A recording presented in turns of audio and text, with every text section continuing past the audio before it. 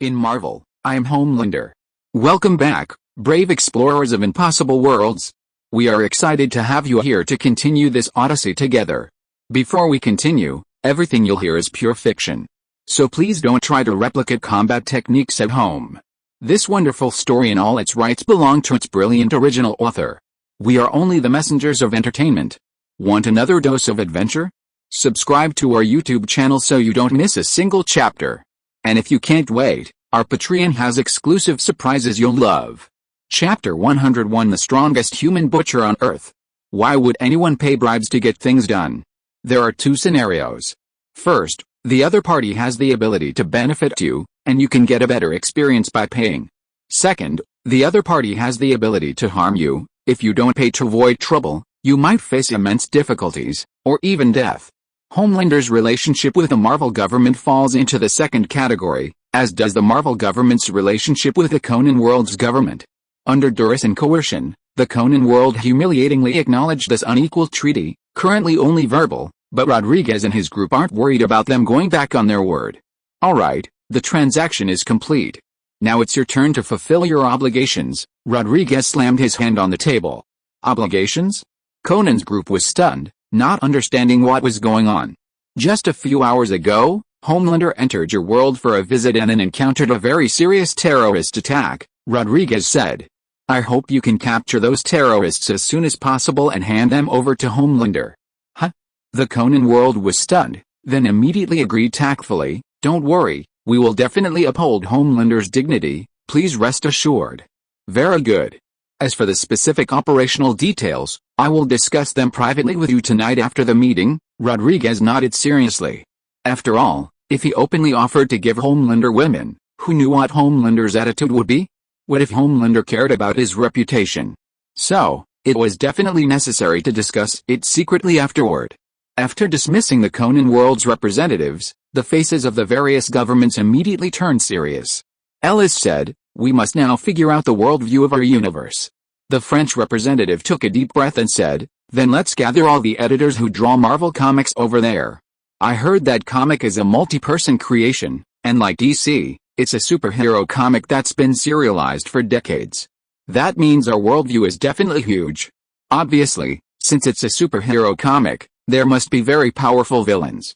That means we not only have to face the threat from another dimension, but we also have to be careful in our own world. There might be such people among us, Ellis said. If there are supervillains, then there are superheroes, so there's no need to rush. Let them send over the complete set of Marvel comics first. We'll set up an expert group and spend a few days studying this comic, Rodriguez said. Everyone nodded in agreement. While these people were discussing, John had already followed the clues and killed the last member of the Black Organization. He casually crushed the skull of the corpse at his feet and began to think about what to do next. Under the watchful eyes of hundreds of millions in the live stream, John didn't want to expose his private social relationships. Forget it, I'll just keep killing, John thought to himself. Being watched by netizens, and with nothing else to do, he couldn't sleep, and spacing out felt like a waste of time. So, he decided to just keep killing. He'd kill until the live stream ended.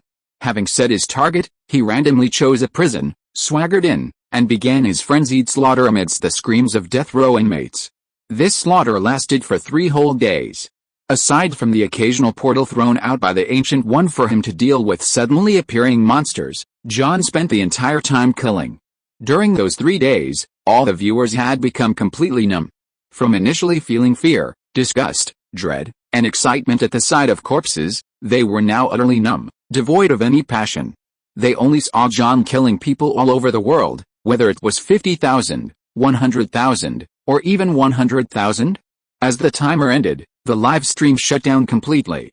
The viewers felt a sense of relief. Even with rotations, they couldn't have endured watching Homelander kill for long. At the same time, a deep fear arose within them towards Homelander. Who wouldn't be afraid of someone who killed as easily as eating or drinking, without even blinking, who had been killing for 3 days and 3 nights straight, always either killing or on his way to kill? Mr. President, Homelander's live stream has been shut down. In the Conan world, the US president listened to his subordinate's report. Finally shut down. The president breathed a sigh of relief. How many people did Homelander kill in total? According to statistics, in 3 days, approximately 215,600 death row inmates worldwide died at his hands in prisons around the world, the subordinate replied. Hiss. The president gasped. 201,000 people killed in 3 days, an average of 1 per second, and most of that time was wasted on traveling and searching for people. He didn't know how to assess it. Even if all those he killed were death row inmates and life-sentence criminals, Homelander is undoubtedly the person who has personally killed the most people on this planet throughout history. What is Homelander doing now? The live stream has been turned off, so we don't know his situation, but he should have returned to the Marvel Universe. He's gone? Good, good. The US president breathed a sigh of relief. It was best that this ancestor left voluntarily. How are your preparations going regarding the women within the Maori family's 9 generations who are over 90 points in appearance? We've found them all and are preparing to send them over. The subordinate hesitated for a moment before saying, however, some of them are already married. Should we remove them? It doesn't matter. If Homelander minds, he'll remove them himself. Besides, I remember the Hulk's girlfriend is in his villa. He might have a taste for that. The president said with an expression of sympathy. Inside the seaside villa, John rushed back immediately after the live stream ended. He tossed aside his venom suit and leaped into Hellish Blizzard's arms, saying, "Let's continue our unfinished business. Go wash up, you've been killing for 3 days, you're covered in blood," Hellish Blizzard complained, looking at Homelander who was clinging to her. In fact, protected by his biological field, John was perfectly clean, but he was willing to give in to the girl's request. John had originally intended to shower at super speed, but then, with a smile, he picked her up and carried her to the bathroom, saying, "Together." Amidst Hellish Blizzard's weak struggle, the bathroom door clicked shut. 3 hours later, the two finally emerged, not because John was satisfied, but because the takeout from the Conan world had arrived. Chapter 102 Mori Family Bucket. John casually threw on a white bathrobe and opened the front door. A large truck was parked in front of his villa. The door opened, and a pretty blonde, blue-eyed girl stepped out of the driver's seat, holding a receipt. She gave John a flirtatious wink. Unmoved by her beauty, John asked, "What's in such a big truck? Don't you have X-ray vision?" "You'll know in a second," the girl said, taking a few steps closer, her body almost touching John's. "Maintaining a little mystery makes life more interesting," John said, frowning. "Could you move a little further away? I'm not really interested in girls who throw themselves at me." "Is that so? How disappointing," the girl said, taking a step back and handing him the receipt. John picked up the receipt and quickly flipped through it. It contained detailed information on several people, such as Ran Mori, Eri Kiseki, and Yukiko Kudo. "That's it?" John looked up and asked. "Such a large truck, and only 3 people?" He had expected 9 or something. "No, just these 3. And that's only because there weren't enough people, so Yukiko Kudo was added," the girl explained. After the vice president found out, he severely reprimanded them, increasing the resources they were paying as tribute by 5%. He also said that if you're not satisfied, the beauty pageant we discussed earlier can continue. All right, 3 it is. I'll have to make do." John told her to stop talking. Although the conditions were tough, he had no choice but to make do with his own money. After saying that, he casually flipped through the information recorded inside. It detailed the people's height and body measurements, as well as their marital status, whether they had been celibate, etc., as if they were being evaluated like commodities. The blonde girl added, "Don't worry, I personally measured all the 3D data, and even personally selected the clothes. I'll make sure you don't feel any resistance. If you're not satisfied with any of these 3, you can just cross them out, and we'll send them back exactly as they were." John nodded, then said, "Okay, after you drop them off, you can leave. Remember to come back tomorrow morning." "Huh?" The girl paused, then blushed slightly. "Could it be that you—" "Don't get your hopes up. I just want you to pick them up again tomorrow," John said calmly. "Oh." The blonde girl's expression froze. "Why? Are you dissatisfied with our service?" "I just wanted to have some fun." "You don't really want me to take responsibility, do you?" John retorted. "After we are done, these people can leave." With that, John walked to the truck bed, grabbed the door, and with a sharp, grating sound, tore open the 2 panels, revealing the interior. It must be said that although the outside was just an ordinary metal carriage, the interior was quite clean, even with soft blankets covering the entire interior and illuminated by pink lights with a touch of sensuality. After all, these were gifts for John to apologize for, so how could they be subjected to any mistreatment? Therefore, the three women had been thoroughly pampered by professional maids before arriving, and were dressed in various maid outfits chosen by the blonde girl. The level of exposure in their clothing was, to put it mildly, indistinguishable from bikinis, with leg rings on their legs to accentuate their fleshy figures. Even more provocative was the fact that each of them wore collars around their necks, directly connected to the walls by thin chains. Instantly, an aura of weakness and submissiveness washed over them. John immediately felt that only professionals knew how to play the game, and his arousal in his fists hardened.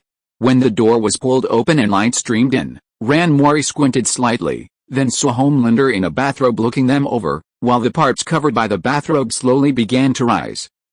What do you want to do? Seeing his obvious features, Ranmori was frightened and instinctively shrank back. After being threatened and warned by the government, she no longer dared to act as she had before, even if John turned her into a ball of fluff. Mr. Homelander. At this moment, Eri Kisaki stepped in front of Ranmori, bowing deeply to John. The clanking of the chains connecting her collar revealed a prominent cleavage beneath her maid outfit. I apologize for my daughter's inappropriate behavior. Whatever compensation you desire, we can accept. Eri Kisaki's tone was extremely respectful, and the submissive attitude excited John even more. John's face remained expressionless as he abruptly withdrew, solemnly looking at the blonde girl. I've changed my mind. Huh? The girl hesitated for a moment, then tentatively asked, do you want to keep them here permanently? No, not only these three women, but I also want this truck. John said ruthlessly, you can drive another car back by yourself. Oh, but I only brought this one car. The blonde girl said, tossing a car key into her ditch. John then said, the car is in the garage, go get it yourself. After saying that, John picked up the two torn pieces of the car door and, in the next instant, used his heat vision to weld the doors back onto the truck bed. After doing all this, the entire truck bed became airtight. Unless violently destroyed, even John couldn't get out, but that was exactly what he wanted to do. Today, he was going to experience car sex. Really? Being ignored like this, the blonde girl stomped her foot angrily, and the next instant, a loud bang came from beside her. Eek. The girl turned her head in fright and saw that the once tidy truck bed now had a large bulge. The outline clearly showed a handprint, and the entire truck began to shake evenly. So intense? The blonde girl watched the truck slowly moving forward with the shaking, imagining how fierce the battle inside must have been. It's definitely going to break down. It's starting again. Inside the villa, Hellish Blizzard, now dressed, rolled her eyes and said to Betty, looks like you won't get a turn tonight after 3 days of holding back. This guy won't have a moment's peace. I'm going back now. Hellish Blizzard flew up using her telekinesis, complaining about the shaking truck outside the villa, so noisy. The next moment, Blizzard lifted the entire truck and casually tossed it onto the beach before leisurely flying towards her detached apartment in New York. Chapter 103 The Unluckiest Day. Creak. At dawn, John ripped open the welded steel carriage, creating a gap large enough for one person to pass through.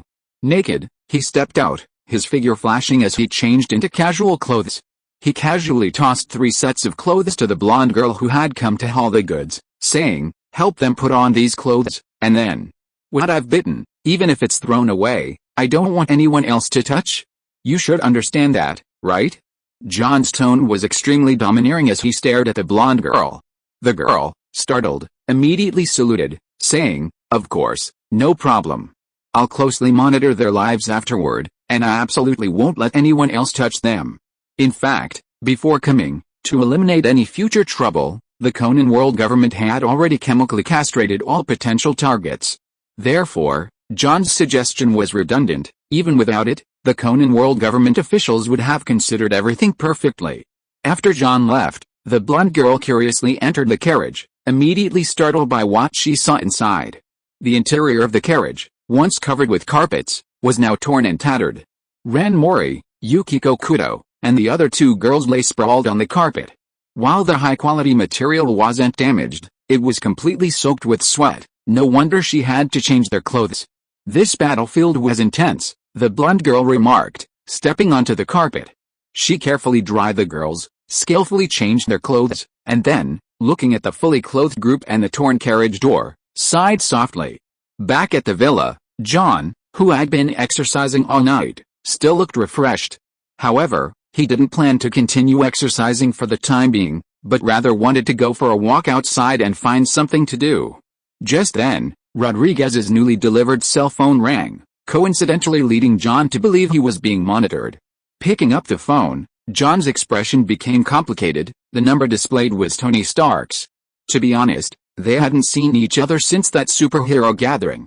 And he'd gone a bit too far lately. It wasn't just crossing the line, it was constantly teetering on the edge of his values. John answered the phone, and Tony's serious voice came through. "Homelander, do you know Marvel Comics? Wow, it's only been a few days, and you've already changed your address from John to Homelander. That's really distant." John leaned against the table, speaking in an exaggerated tone.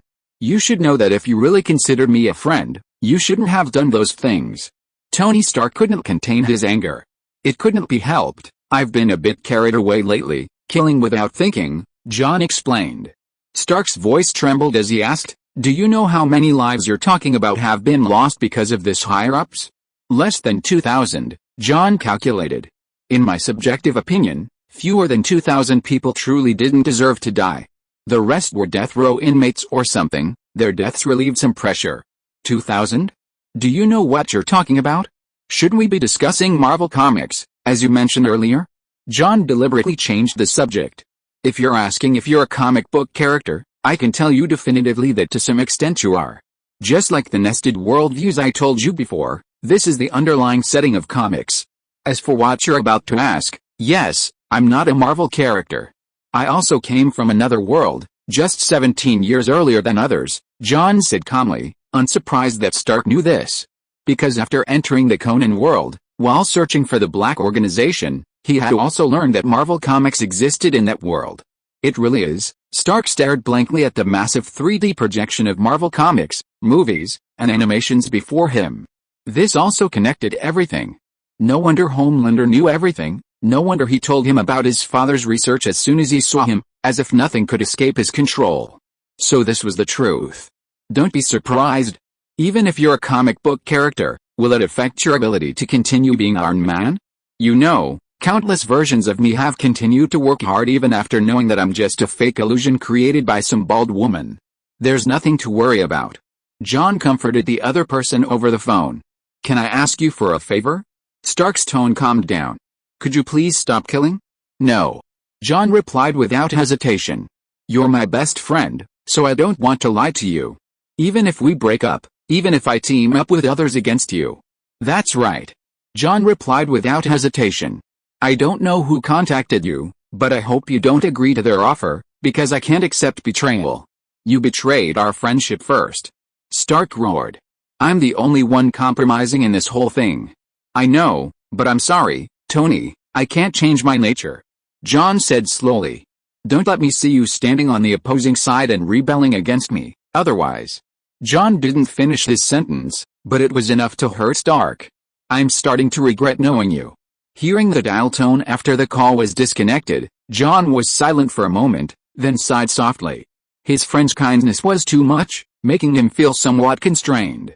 Right now, he felt like he had a fire burning inside him, wanting to explode but not knowing which way to direct it. Sizzle. Just as John fell silent, an orange halo appeared behind him. "Perfect, I need to vent." A fierce glint flashed in John's eyes, and he charged towards the halo without another word. But as soon as he entered the other side of the portal, he didn't find any monsters to deal with. Instead, a familiar figure stood before him. Damn it, what is the Ancient One up to? John finally couldn't suppress his emotions any longer, letting out a deep breath, feeling that this must be the unluckiest day of his life. In the alley, Ghost Spider warily watched Homelander's sudden appearance. "Why are you here?" Chapter 104 Parallel Universe. Gwen Stacy knew perfectly well that her life was now under complete surveillance. After her past relationship with Homelander was exposed, while nothing appeared to change on the surface, the underlying shifts were drastic.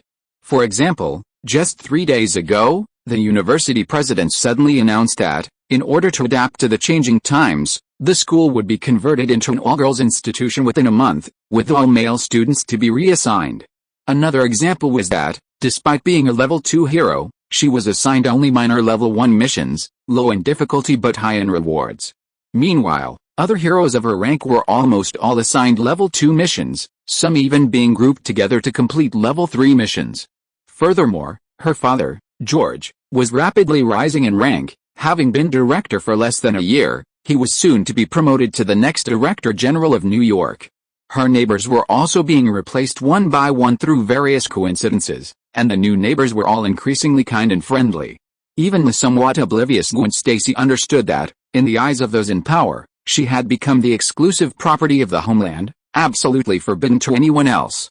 This filled her with both anger and helplessness. Faced with this puppet-like existence, she couldn't even resist.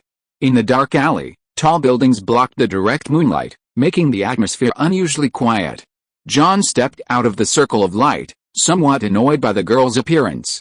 However, he temporarily ignored the ghost spider's questioning, instead using his superhuman vision to scan the entire city.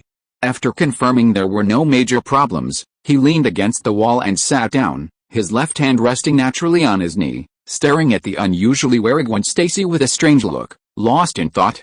"You still haven't said why you suddenly appeared? Is there something you want with me?" Gwen asked, feeling uneasy under his gaze, but silence remained. "If there's nothing else, I'll be leaving now," Gwen, clad in her battlesuit, said, taking 2 steps back. She received no reply, as if the person before her was a clay statue. Confirming that Homelander had no intention of stopping her, Gwen, still in her battlesuit, began climbing the wall, preparing to leave without hesitation. But John's expression suddenly hardened. Almost instantly, from utter stillness to extreme movement, as if appearing in a flash, his right hand grabbed Gwen's wrist, pulling her towards him. "I knew it wouldn't be this simple," Gwen thought to herself, trying to pry John's fingers open, but the next moment a powerful suction force came from behind, enveloping her left hand.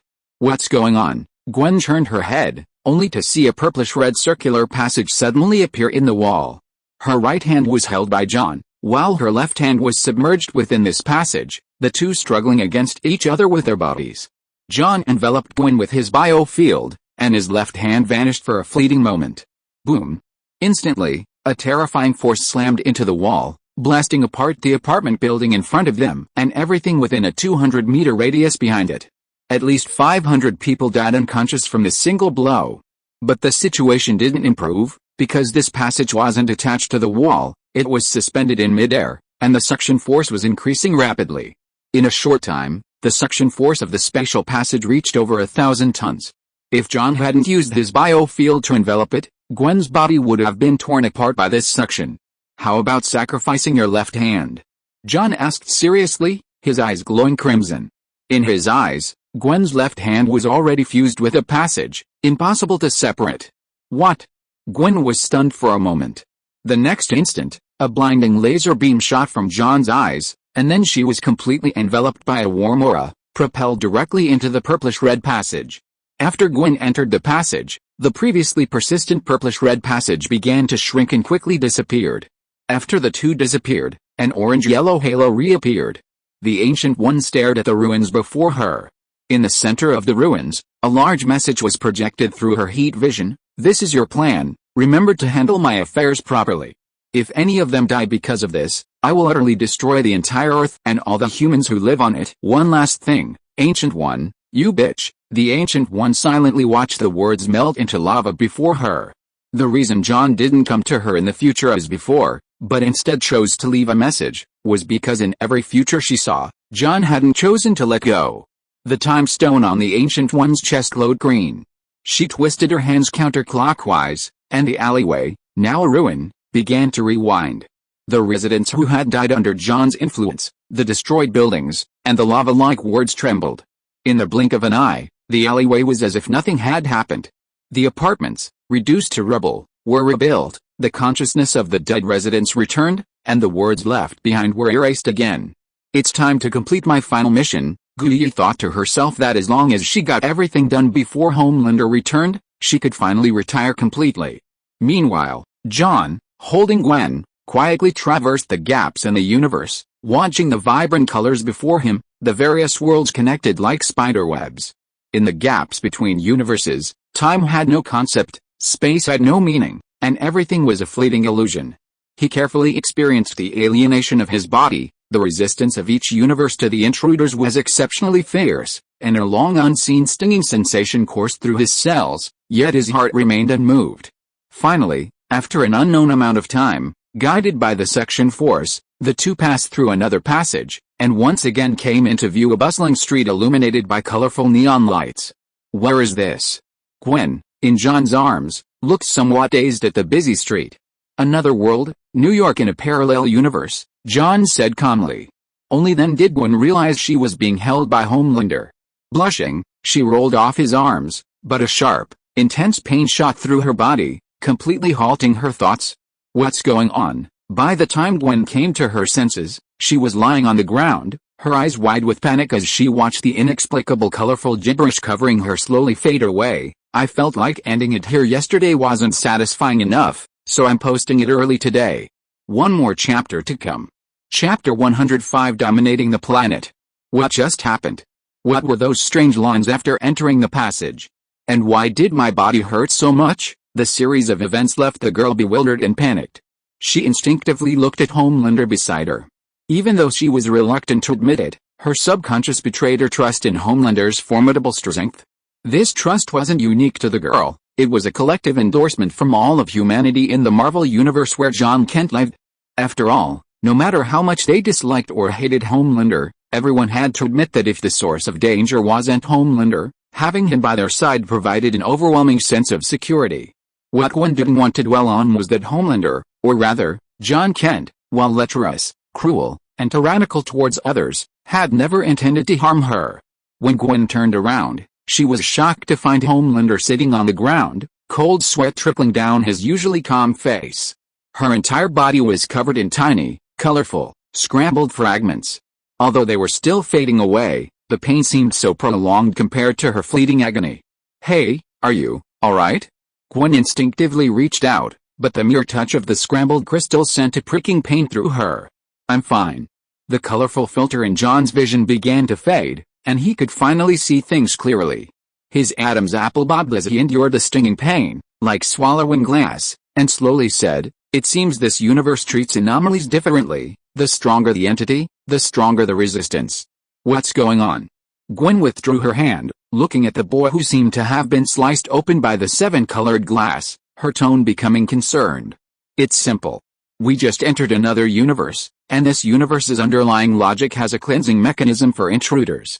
If this drags on, we might be killed by this universe in less than 3 months," John said slowly. "But don't worry, I already know the root of this problem. It's roughly that Kingpin from this universe had someone build a large particle collider leading to the multiverse. Then, during the experiment, Peter Parker's counterpart in this universe interfered with the process, causing various Spider-Man counterparts from different universes to interfere, and you were one of them. How do you know all this so clearly?" Gwen asked, surprised. They had both just arrived, but seeing John completely encased in stained glass, she wisely refrained from further questioning. "Now, we just need to reopen the machine that brought us here, and we can go back through the passage." John, enduring the pain, took a deep breath, looking at his body. "Under this restrictive force, I'm afraid I only have 1/10 of my original strength left, then leave the rest to me. I'll handle everything."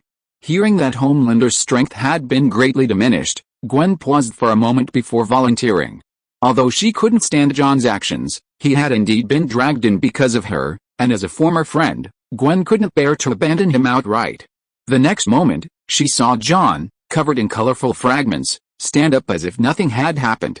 You're all right?" Gwen asked in surprise. But her surprise was met with a look from John as if she were an idiot. Even if the power of Zarbomba were reduced by 1,000 times, wouldn't it still be a certain death for ants at the epicenter of a nuclear explosion? You need 1/10 of your strength to deal with this kind of trash? Who do you think you are? When I stormed the White House, I was 100 times weaker than I am now. Did that stop me from slapping the President of the United States? It was back, that familiar feeling was back. Under John's disdainful gaze, That feeling of being mocked and having her blood pressure rise was all too familiar. The girl began to resent herself for always being in a weaker position during their long interactions. "So, are we going to go and cause trouble for Kingpin now?" Gwen asked, suppressing her rising blood pressure, but she was still met with John's look of intellectual appreciation. "Can you stop thinking like a street hero?" John said, enduring the stabbing pain in his body. "You can't just treat the symptoms, you need to address the root cause. So what do you want to do?" Gwen's tone began to irritate after being mocked so repeatedly. "Simply put, like before, I'll rule this planet." John tried to grin, but suppressing the pain had exhausted most of his energy. Even so, he still teased Gwen with sarcastic remarks, which was no longer just a matter of bad taste. "Wait here for a bit.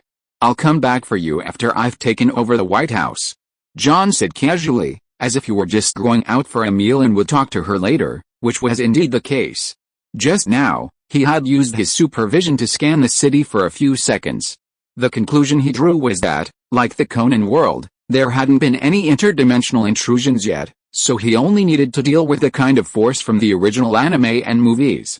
What's the difference between this and mowing down enemies in invincible mode? Hey! Seeing Homelander trying to run away, she panicked and quickly blocked his way, saying, "You're not going to continue the slaughter this time, are you? I want to go with you." John didn't speak, only hesitated for a moment before disappearing. Gwen, thinking she'd been abandoned again like last time, hadn't even felt ejected when the ground shook violently beneath her feet. The entire building beneath her feet instantly rose from the ground, flying towards the neighboring city of Washington at a terrifying speed of 30 to 40 times the speed of sound. That's right, after the Statue of Liberty, this time the White House was greeted by this 100-meter-tall building beneath Gwen's feet. "Ah!" Gwen, her hands pressed tightly against the floor tiles, screamed in terror as she watched the rapidly changing scenery, her heart pounding at 200 beats per second. At the White House, John arrived a dozen seconds early, watching the skyscraper hurtling towards them in the distance, and gently extended his right hand at the point of impact. Bang! A visible white shockwave shattered the glass inside the White House building below. John effortlessly halted the skyscraper's terrifying impact with just 3 fingers, without even his suspended figure taking a single step back. Using only 3 fingers as a fulcrum to support the entire skyscraper, John gazed down at the White House, boldly announcing his arrival to the planet beneath his feet. Chapter 106 Death List. Parallel Universe, Earth, America, above the White House. John, draped in a still visible, colorful lattice, supported the skyscraper with 3 fingers, silently looking down at the terrified Secret Service agents below. "Damn it, what is that? Who did this 3D projection?" an agent cursed, staring at the colossal skyscraper blocking out the moonlight. But the next moment, he knew his guess was wrong. The skyscraper shuddered slightly, then traced an arc before crashing heavily to the ground. The violent tremor beneath their feet crushed over a dozen buildings inside the White House, sending flying debris stinging their faces. Seeing that these people were so engrossed in the skyscraper that they hadn't even noticed his arrival, John's heat vision suddenly activated. A terrifying laser beam, 10 meters thick, left a 200-meter-long S-shaped mark on the White House ground. Now, even if the agents below were blind, they would definitely notice the figure in the sky. Looking at John floating in the air, various speculations flooded their minds, but no one dared to fire a single shot. John descended slowly from the sky amidst everyone's gaze, frowning at the surrounding agents. "Where is the President of the United States?" he asked. "The President is currently on a foreign trip and won't be back until tomorrow morning," an agent replied obediently, then cautiously asked, "May I ask who you are?" "You can call me Homelander," John said silently. "I plan to rule this planet, so could you please call the President back as soon as possible, or find a few influential people to come here?" Rule a planet. The agents exchanged glances, all seeing the helplessness in each other's eyes. Such a childish statement certainly didn't seem like a pipe dream to the guy who tossed this building around like a toy car. "Mr. Homelander, we will relay your plan to the President. Please wait here for a moment," said a high-ranking agent from the Secret Service. John held up one finger and said, "I'm giving you 1 night. If I don't see the President of the United States standing before me by 8 a.m. tomorrow, I will purge 30% of all high-ranking officials in the United States." "Sir, is this?" The agent tried to say something more, but the next moment a bloody gash appeared on his neck. Not only him, but all 50-odd agents presented a bloody gash on their necks. Amid their horrified gazes, John said calmly, "This is the deposit you paid for questioning my orders. If you don't complete the task I assigned you, I will collect the remaining balance." Gulp. The agents all swallowed hard, feeling the burning pain on their necks, but ultimately their fingers on the triggers did not pull. The agent took a deep breath and said in a low voice, "We will do our best to carry out your orders. I hope your lives are as steadfast as your pledges." John turned his back and said, "Now prepare 2 empty rooms for me, I need to rest." 2. An agent who wanted to ask was immediately silenced by his colleague, who covered his mouth, fearing that another question would cost him his head. John didn't respond, but simply said to the shattered building, "Hey, stop hiding, come out." From behind the ruins, Gwen emerged, glaring angrily. "What if you kill me? Please have some faith in my abilities, okay? Besides, I considered your feelings and didn't kill a single person. Is this how you repay me?" John said, arms crossed. "Then you said 30% of the officials would. If you talk back again, it'll be 70%. John's tone was nonchalant, but the girl could only glare at him helplessly. The Secret Service agents prepared 2 rooms for John, then quickly contacted the president, who was about to return. "You said the White House was attacked by aliens," the U.S. president of this universe asked in surprise in the video. "Yes, he's practically a Superman," the agent said, pointing the camera at the ruins behind him, not speaking, but everything was understood. "What's his purpose? To rule this planet and get you back before dawn to meet him. Otherwise, he said he'll kill at least 30% of the top officials. Stay at your post, I need to discuss this with others." The president paused for a moment before speaking slowly. The agent asked with some worry, "You'll come back, right, President?" The agent repeated again, sweating profusely, "You'll come back, right, President?" "Yes." In his expectant and pleading voice, he only received a promise with a fake smile from the president, and then the call was hung up, saying that he needed to discuss it with other high-ranking officials. Agent, damn it.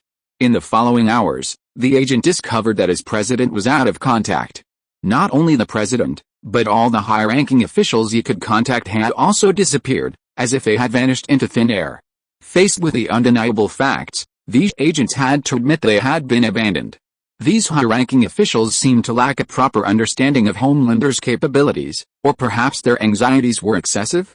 Regardless, even if Homelander ultimately lost, and they didn't know whether the president would live or die, few of the agents stationed at the White House would likely return. Finally, the sun slowly rose above the horizon, and it was already 7 o'clock. Looking at the worried expressions on his subordinates' faces, the agent gritted his teeth and knocked on Homelander's door. "It seems your president won't be arriving," John said calmly, opening the door and holding a piece of paper in his left hand. The colorful lattice that had previously covered his body gradually faded after half an hour, returning him to normal. However, according to his estimation, if it wasn't completely resolved, it would happen every day. "That's probably the case, so we hope to join you." Facing Homelander, the agent bowed deeply and said directly, "Oh." John's interest was piqued. "State your request. My brothers and I have been betrayed by the presidents. I can't just stand by and watch them become innocent victims." "What's your name?" "Jason Lands," the agent replied respectfully. "Very good, Jason. Of course, no problem. I happen to need some dogs to help me manage this planet." John's tone was full of arrogance as he casually handed over a slip of paper. "You can choose from these." "What's this?" Jason unfolded the paper, looking at the densely packed names. "A death list. Chapter 107. You're truly the worst U.S. government I've ever led." Jason, filled with inexplicable panic, unfolded the paper John handed him. It was densely packed with names, the first being Blanty Harry, the current president of the United States. A quick glance revealed the vice president, the secretary of state, and the current mayor and governor of New York. "Since you're going to be my dog, I can't treat you badly," John said, patting Jason on the shoulder with a smile. "Take a third of the names off the list and give it to me by 8. Then, they will," John said, his fingers pressed together, his tone chilling, "die with a certain artistry." With that, John smiled and went into the room, closing the door behind him, leaving Agent Jason staring blankly at the list. He knew that if he actually marked the names on that list, there would be no turning back, but thinking of his colleagues who had followed him, He gritted his teeth and took the list back without hesitation. As soon as he returned to the meeting place, the team members looked at him in surprise and said, "It's almost time, Captain. What were you doing?" "I just made a deal with Homelander." Jason spread out a piece of paper in front of everyone and said, "Don't say I'm not including you guys as the captain. Each of you, pick 3 names to cross off." "What do you mean?" Everyone was stunned. "We've obviously been abandoned by those bad bastards. There's only half an hour left and still no news from them. I don't know if those people will be alive or dead when the time is up, but we definitely won't be. So I just went to join Homelander, and this is my pledge of allegiance." Jason slapped the list on his right hand and scanned his team members. "Of course, if any of you decide not to come with us, I won't stop you." The atmosphere became tense, and everyone looked at each other without speaking. Half an hour later, when John opened the door again, Jason respectfully presented the list with both hands. Behind him were all the Secret Service members who had switched sides. John glanced at the list and chuckled, "Quite decisive, aren't you? Most of the powerful officials and generals in the U.S., including the president and vice president, have been checked off. All right, since you've chosen these options, you can fill these vacancies," John said calmly. "What?" The agents were stunned, their mouths agape. Going from agent to president wasn't just a 3-stage leap, it was a meteoric rise. John ignored their astonishment and turned to leave, but then the door to the room next to him clicked open, and Gwen poked her head out, her face filled with worry. "Can't we not go?" "I gave them a chance," John said calmly, disappearing in an instant, leaving Gwen alone with a complex expression.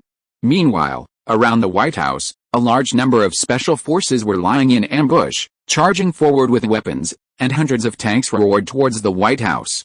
During the charge, these soldiers endured an unspeakable absurdity. The last major battle at this location was over 200 years ago, before it was called the White House. Crack, crack, crack. As they advanced, the soldiers in the front ranks heard a series of crisp cracking sounds of bones breaking behind them. Before they could react, darkness enveloped them, plunging them into eternal silence. John, with a single yank, lifted a soldier's head from his shoulder and tossed it aside. The head arced through the air before falling into the S-shaped crater created by the laser beam. Now, the crater was densely packed with thousands of heads. Each one wore an expression of solemnity or reverence, their features varied wildly. Some even had their brains and cervical vertebrae torn out. The only thing they had in common was that they showed no fear or pain, and were unaware that they were dead. In just a second, this mound of American heads was formed. But this wasn't the end. John retrieved the lists the agents had crossed out from his memory, then randomly chose a direction and flew off. Over a small South American country, the U.S. president, aboard his private jet, flew erratically, his eyes fixed on his computer screen, his expression one of extreme panic. "What did you say?" "The army that attacked the alien at the White House lost contact within 3 seconds, and all the tanks and planes were destroyed?" "That's the truth." "Perhaps we should have agreed to meet him from the beginning," the vice president sighed via video. "Do you want me to meet with that kind of terrorist?" the president scoffed. "If bullets don't work, use missiles. If missiles don't work, use nuclear weapons. The United States will never compromise." But before he could finish speaking, a flash of red light instantly cleaved the plane and his laptop in two. After a dizzying spin, he was suddenly yanked up by a hand. "You wasted 3 whole minutes of my time looking for you. Trying to get special treatment, huh?" John hovered in midair, his right hand gripping the president's collar coldly. "Homelander?" The president, having clearly recognized John's appearance through surveillance, immediately spotted him, but the next moment he was carried directly towards Washington. Back on Pennsylvania Avenue in Washington, the White House entrance was now completely filled with kneeling people. All of them were tightly bound hand and foot by agents, too terrified to utter a complete sentence. Before them stood rows of soldiers' heads, their eyes wide open, staring at them, a sight that, even in the bright morning sunlight, sent chills down their spines. "You are the worst first-term government I've ever led," John said, throwing the president into the kneeling crowd, his voice filled with disappointment. Kneeling before him were the president, vice president, governors, and generals, virtually the entire upper echelons of the United States. "You are a demon, you can," a somewhat defiant official began, but the next moment his head rolled off. "He wasn't on the selected list, so he didn't have to die," John said with a regretful look. Even tough nuts have their place. The tougher you are, the more I want to gnaw on you. And you reporters over there, what are you standing so far away for? I'm not going to kill you for no reason. Hurry up and come over so you can get a clear shot. John urged the reporters holding cameras in the distance. Oh. I know. Under John's gaze, the reporters' legs went weak, but they dared not disobey. They could only move step by step toward him so that the footage being filmed could be transmitted to the whole world. Chapter 108 Restricted Scenes. The White House is located on Pennsylvania Avenue in Manhattan, New York. Due to its inherent political nature, news travels incredibly fast, arguably faster than anywhere else in the world. Every day, several reporters stake out the White House, monitoring the crowds coming and going, hoping to find a major story. Shortly after John smashed the building yesterday, the world received news that the presidential residence had been attacked. Reactions varied, but before they could take any further action, they saw this scene on live television. All the powerful members of the American upper class were bound hand and foot, kneeling before the White House. Around the White House were wrecked tanks, crashed planes, headless corpses strewn about, and countless huts piled up in the massive S-shaped crater. Most residents near the White House fled in terror at the sight, with only a few daring individuals peering through windows to observe the scene. Do you know why they were kneeling here? John sat on the White House steps, admiring this scene of officials paying homage. No, I don't know. The reporter shook his head blankly. You explained this to them, John said, pointing at Agent Jason. This is your first public statement as President of the United States. President of the United States, everyone was stunned. Who is this? How did he become the President of the United States? Wasn't the President still kneeling over there? Pointed at by John, Jason shuddered, but having already surrendered, he had no choice but to go all the way. His eyes turned solemn, and after a moment's thought, he said, just yesterday, Homelander was preparing to illuminate the entire earth with his glory, but the former President of the United States, along with the entire American upper class, not only refused to bow down, but also attempted to organize a terrorist attack on the great Homelander. Therefore, they angered the divine will, and kneeling here is the consequence of their disrespect for Homelander. Well said, but a bit too abstract, John commented simply. Jason, thank you for your feedback. I will continue to work hard next time. Facing the reporter's bewildered expression, John explained simply, to put it simply, I wanted to rule the earth, so I went to the White House first. But the US president didn't want to be my dog, so he knelt here. From now on, when I need to talk to you, I hope you'll all respond quickly. I don't want to waste time searching for people anymore. John faced the camera, his words earnest, but the heads of state on the other side of the live broadcast were sweating profusely. Very well, now that things are settled, it's time for punishment. John looked at the kneeling officials and said, originally, I wanted you to vote on each other and then execute 30% of you. Unfortunately, your lists have all been pre-selected by the current president, so I have to skip this step. All the officials in the outermost circle will die. Let me count them. 1, 2, 3. John pointed to each person, and those whose names were called trembled all over, as if they had lost their parents. 35. John paused at this point, because the person in front of him, upon being called, had given up and was about to unleash a torrent of profanities. You. But before the official could utter a single curse word, John shoved his arm down his throat, starting from his gaping mouth. Even kindergartners know not to interrupt during roll call. Since you insist on talking, I'll have to interrupt you. John finished speaking and continued calling roll, but this time no one dared to utter a word. After one round, John looked at the list of 134, scratched his head, and pondered how to kill them. John looked up in astonishment, only to see several missiles hurtling towards them in the distance. There really are some reckless fools. With that, John lifted up the body of one of the called officials, covered him with a bioforce field, and kicked him hard. After shattering the official's bones, he was sent flying into the sky at more than 30 times the speed of sound, crashing into the missiles. Amidst a sky full of fireballs, John's eyes lit up as he looked at the officials, their hair disheveled by the shockwave, and said, I'll make sure you die an artful death. With that, he grabbed two officials and, to their horrified gazes, shoved one's head into the other's anus. Oh, no. Some officials vomited at the sight of the gruesome scene, while those whose names were called cowered in terror, trying to get away. But how could they compare to John's superhuman speed?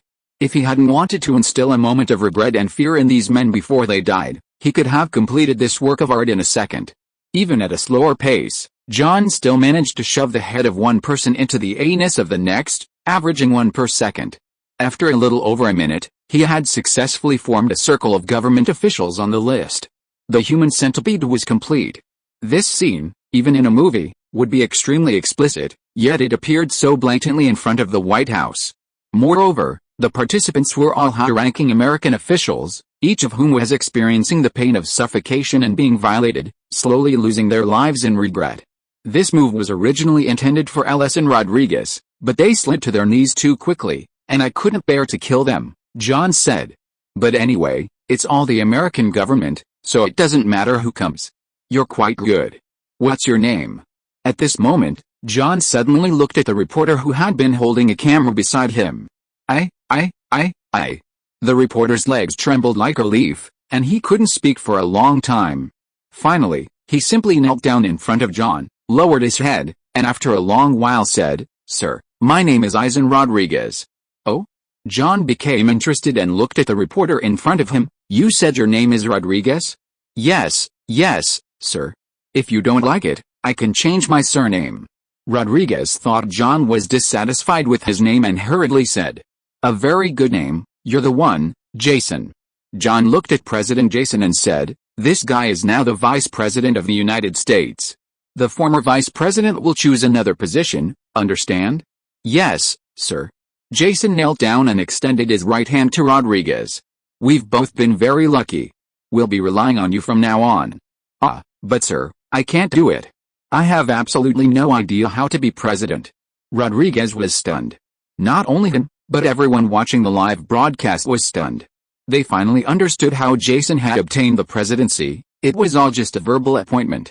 If you are listening to this novel on a channel other than Fanfic World, it means it was downloaded and re-uploaded without effort. We warmly invite you to visit our channel, Fanfic World. There you will find the original version of this story and many other novels of various genres. We look forward to seeing you dive into a world of incredible novels. Chapter 109: Utilizing Earth's Resources to Win the Hearts of the People of the Motherland. Hearing the reporter Rodriguez's bewildered words, John, who was about to leave, stopped. He slowly turned around, put his arm around the reporter's shoulder, and said, "Don't be confused, look at them." Following the direction John was pointing, Rodriguez looked up in confusion. In front of him were agents in Secret Service uniforms, who were now responding to his gaze with smiles. Before today, they were just bodyguards for the President and Secretary of State. But after I eliminate those they were protecting, these people will become the new President and Secretary of State. In fact, they haven't studied management for a single day, but I believe they can still do a great job. Do you know why? Why? Because their positions are so easy that even a pig could do them. The only difference is that a pig wouldn't follow my orders very well. John patted his shoulder encouragingly. Once you become vice president, don't worry about pressure or responsibility. I appointed you, and only I can dismiss you. You just need to rely on your intuition to find the policies that will best please me, and then have your subordinates implement them. Don't think you can't do it. John pointed to the kneeling officials. Didn't I give you 2/3 of your team? I believe these people will help you solve difficult cases. Your Excellency, your only principle is one sentence, John said, use the resources of the earth to win the hearts of the people of your country. Do you understand? Yes, I understand. Looking at Homelander's encouraging eyes, Rodriguez's heart pounded. Homelander had actually given him the title of president. He trusted him more than his own mother. Very good, smile, John said. Rodriguez immediately forced a smile. Then, our vice president, have you decided on your first order after taking office? John looked at him expectantly, wanting to see what kind of gift the other would offer. My first appointment, but I haven't. Rodriguez stammered. But seeing the growing disappointment in John's eyes, he gritted his teeth and said resolutely, as vice president, I declare that Homelander's rights are supreme in America, no, on Earth. To be an enemy of Homelander is to be an enemy of all humanity. Furthermore, the U.S. Constitution has no right to hold Homelander accountable. Homelander possesses the supreme authority to directly interfere in and amend any law. From this day forward, every asset within the United States, whether in the national treasury or personal property, belongs to Homelander, though held in custody by a bank or individual. Homelander has the right to directly access and manage these assets. Furthermore, every piece of American land and every life of every citizen is the private property of Homelander. Rodriguez spoke for 2 minutes straight, becoming increasingly excited as he went on, his cheeks flushed crimson. Everyone in the room listened in stunned silence, wondering what kind of new century slavery this was. Good, good, good. After the other party finished speaking, John clapped repeatedly, then said to Jason, "Write every word he just said into the U.S. Constitution, and have every government official read it aloud before taking office." "Yes." Jason lowered his head and replied, while glancing admiringly at Rodriguez. Homelander's judgment was indeed excellent. This guy was perfect for this job, a genius at flattery. The rest is up to you. Finish things with those kneeling people before 2 p.m. and come see me. If the handover isn't successful by the deadline, next time it won't just be officials who die. John looked at the live broadcast at the end. "Remember, if officials don't obey, replace them.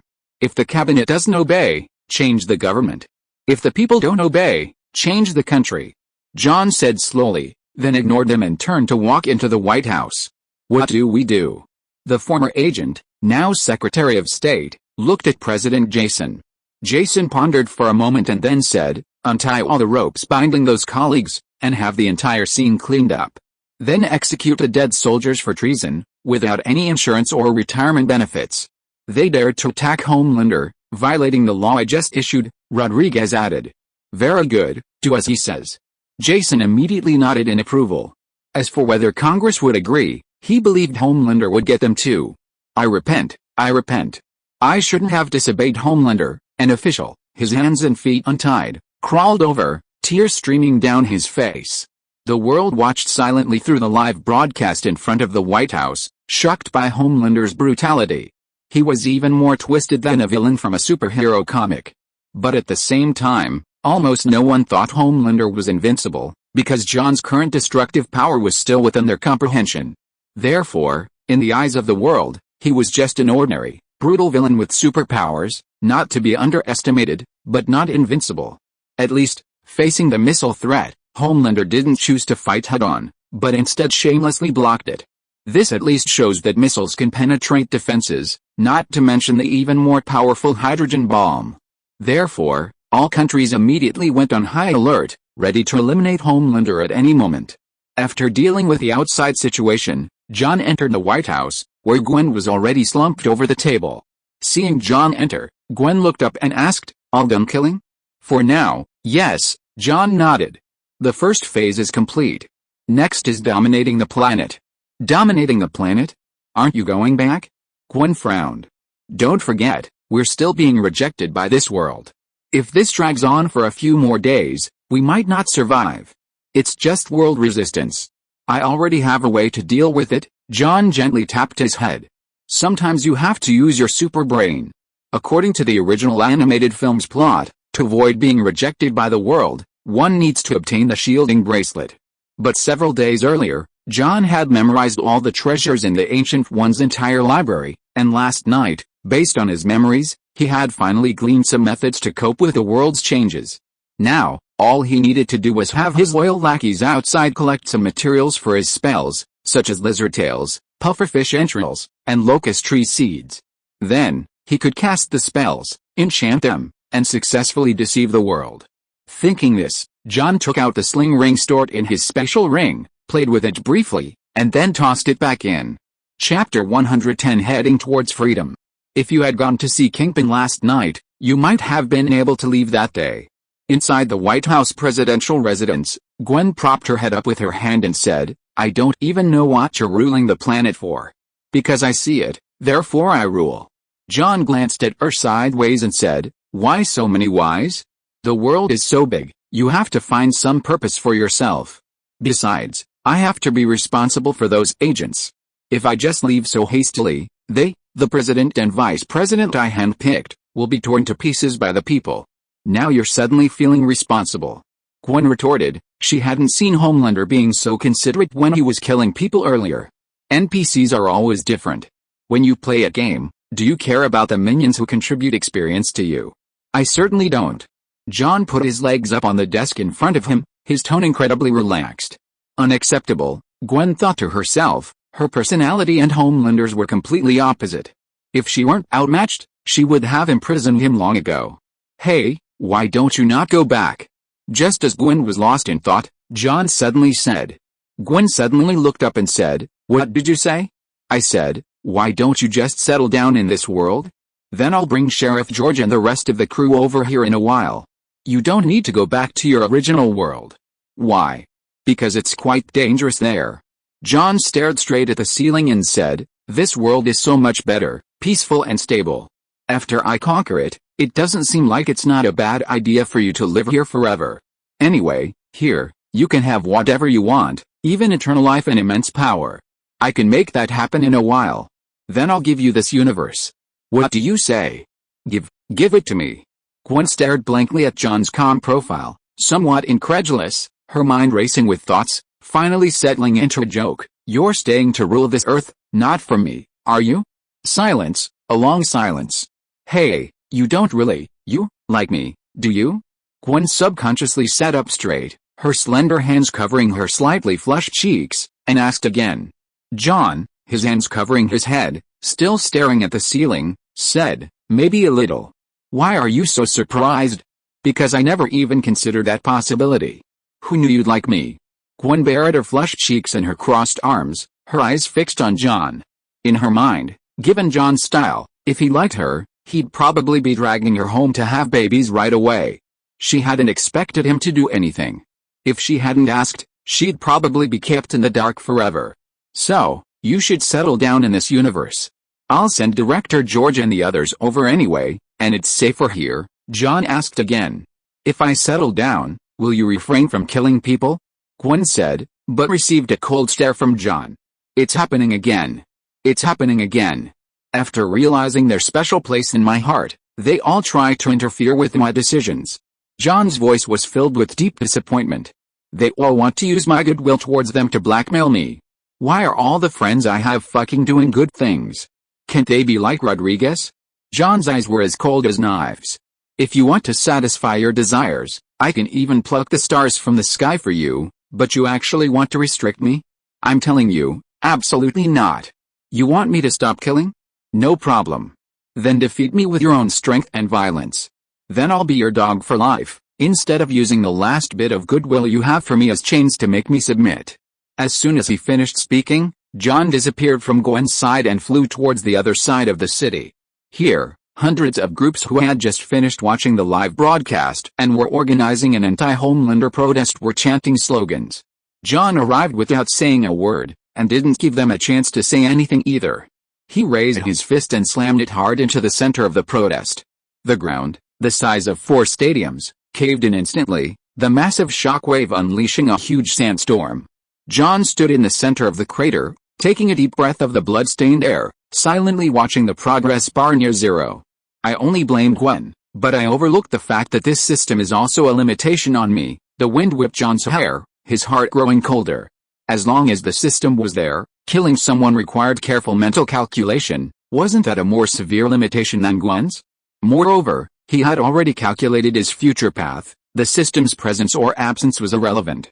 Currently, completing one phase of the progress bar required the lives of over 30 million criminals, and the next stage required 3.2 billion. The improvement in strength was too slow. True freedom should be the ability to choose not to do what one doesn't want to do, and the system was the biggest constraint on his path to freedom. Standing there for a long time, gazing at the buildings kilometers away, John raised his hand, pondering for a long time, but ultimately didn't act. It wasn't out of fear of the system's departure, but because he felt the scene was too small.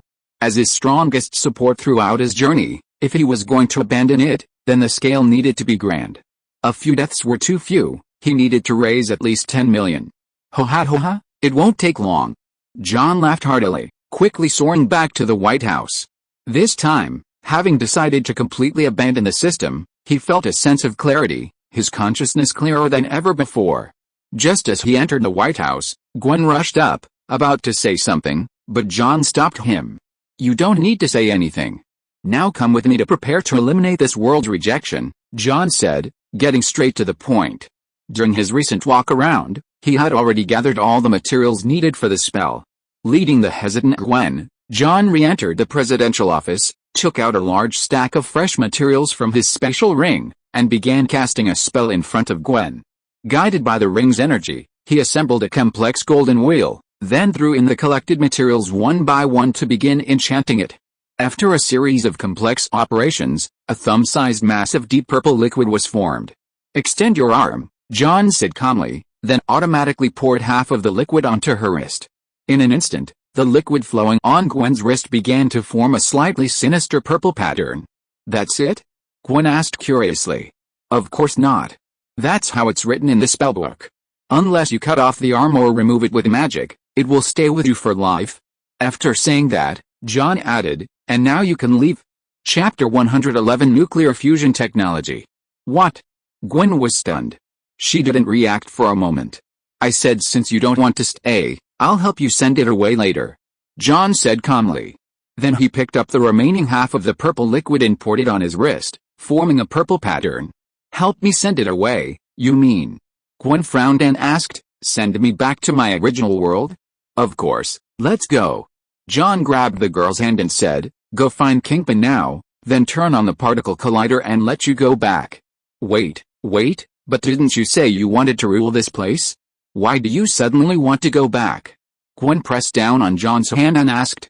"You leave here, and I'll stay. Anyway, you want to go back too," John said indifferently. The next moment, a biofield covered the area, directly taking the girl to the location where Kingpin built the space-time collider. "This is it," John said, his eyes sweeping across the area, and he immediately beheaded the 4 or 5 bodyguards guarding the area. Gwen covered her mouth, feeling that John was completely unfamiliar at this moment. Even though John had been incredibly brutal before, he had never killed anyone in front of her, yet now he broke that vow without hesitation. Gwen felt that John had undergone a complete transformation, becoming even more cold-hearted. "Let's go." John grabbed her wrist and led her into the facility. There were no obstacles along the way. Gwen watched as security guards, upon discovering them, had their heads instantly ripped off their charred necks. As for the researchers in white lab coats, John seemed to think they were still somewhat useful. Before they could even utter a sound, John gagged them and tied them to the wall with ropes. From Gwen's perspective, John had simply been leading her by the arm the entire time, as if another ghost was doing all this. "John, can you please stop killing?" Gwen pleaded, but received only John's cold reply, "No, and shut up." But, Gwen tried to say something more, but found her mouth was also taped shut. Just as she reached out to tear off the tape, John bound her hands and feet with steel bars.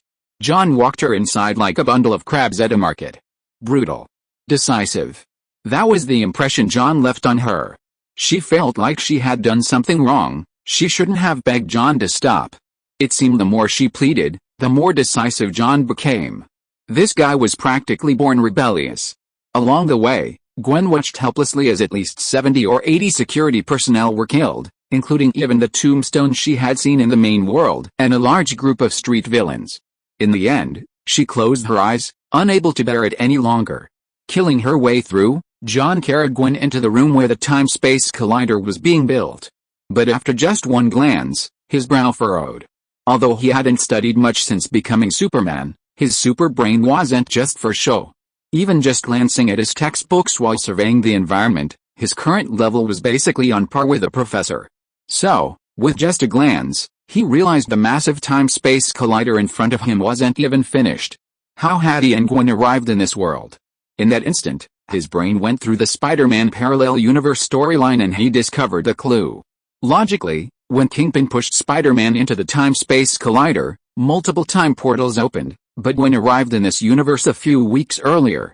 Meanwhile, the is a difficult word to translate directly, but it implies a state of being listless, or middle-aged Spider-Man arrived a day later.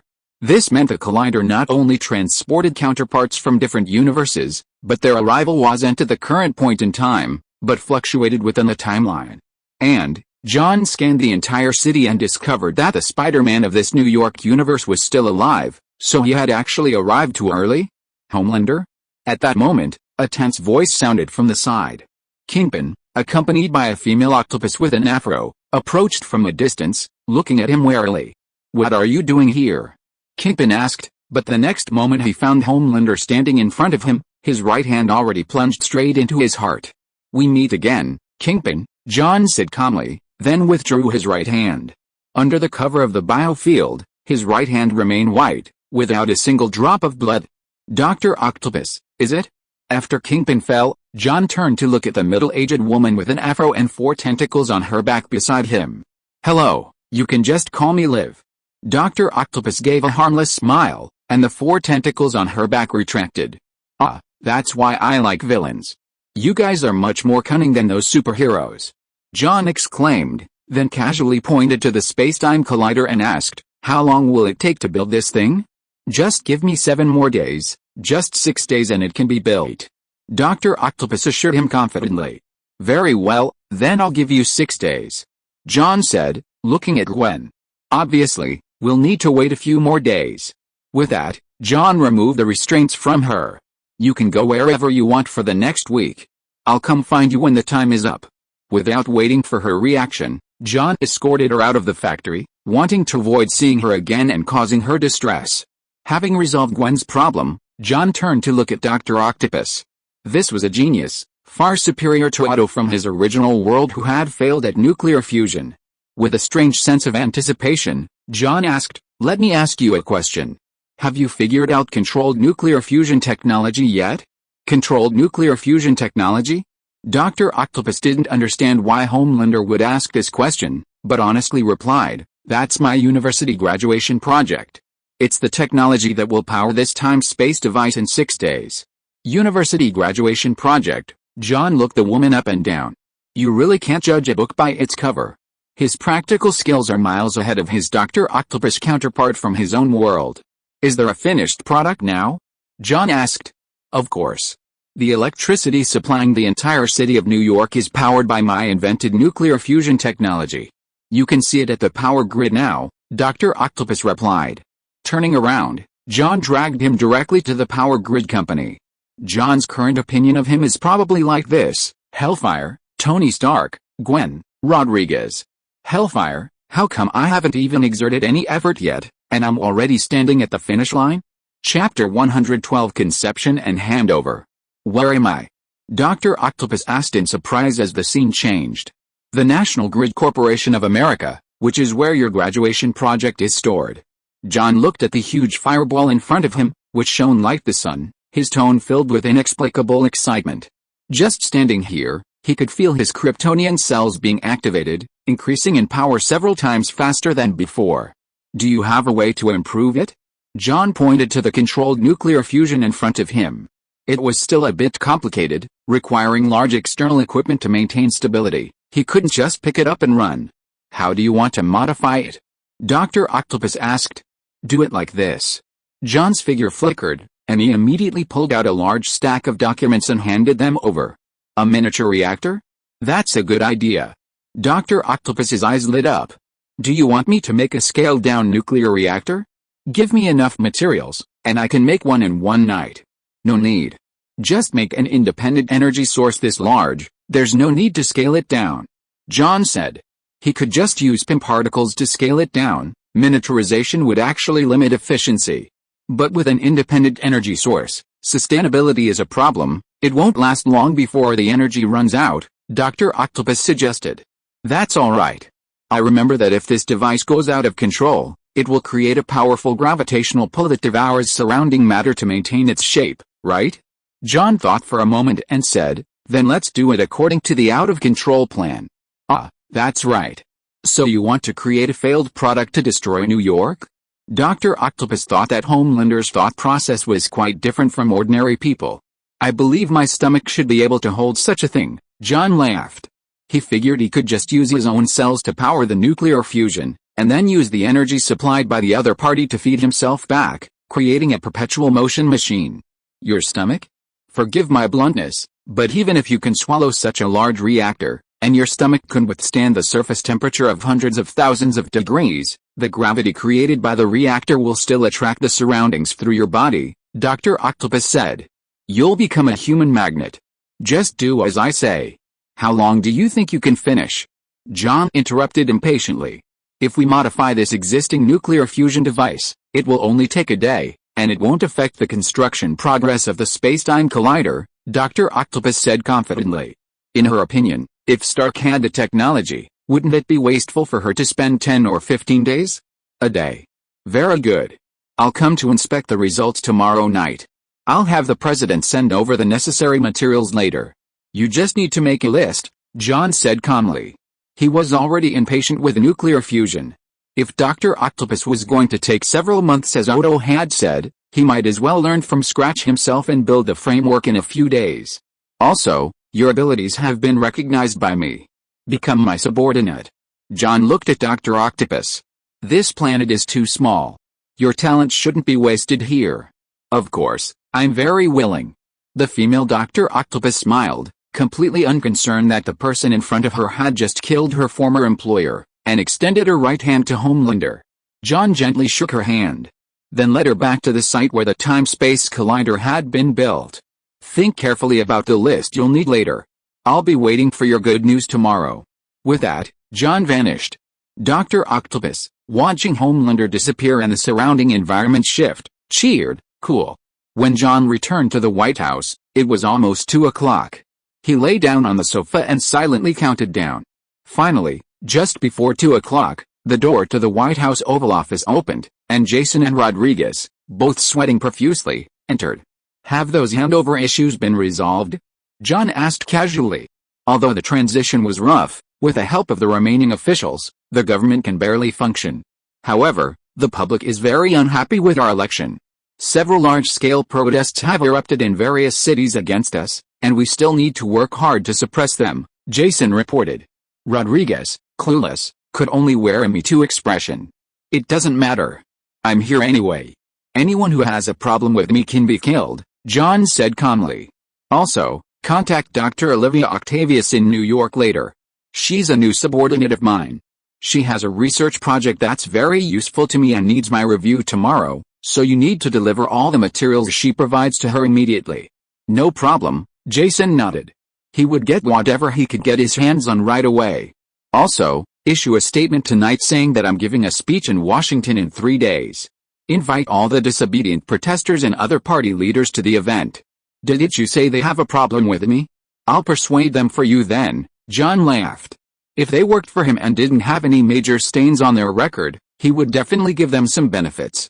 If it weren't for the fact that these people had no ability to protect themselves and would be purged soon after he left, he would have returned to the main world long ago after his talks with Gwen broke down. Ah. No problem, Jason nodded without hesitation, having roughly guessed Homelander's meaning. Remember to stay away from the scene when you're there. I don't want to get involved when I'm playing around. John waved his hand and said. You can leave now. Yes.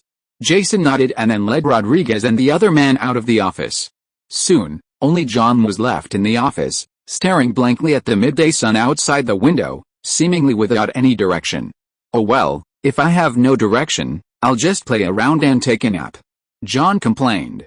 He then grabbed a blanket, pulled it over himself, and curled up on the sofa in the president's office.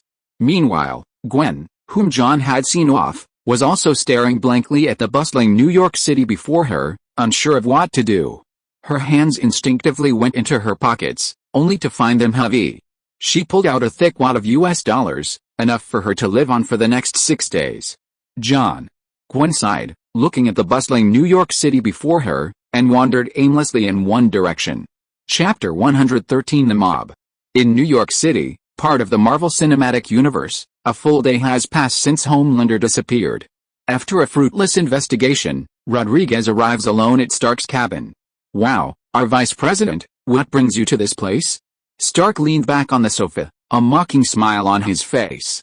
Shouldn't you be paying your respects to Homelander right now, telling him you've come up with a few more plans to curry favor with him?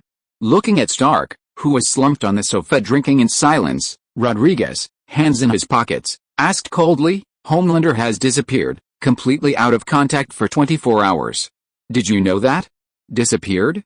Who knows where he's gone on vacation this time? Stark took a sip of red wine. Maybe he's just gone on a trip somewhere.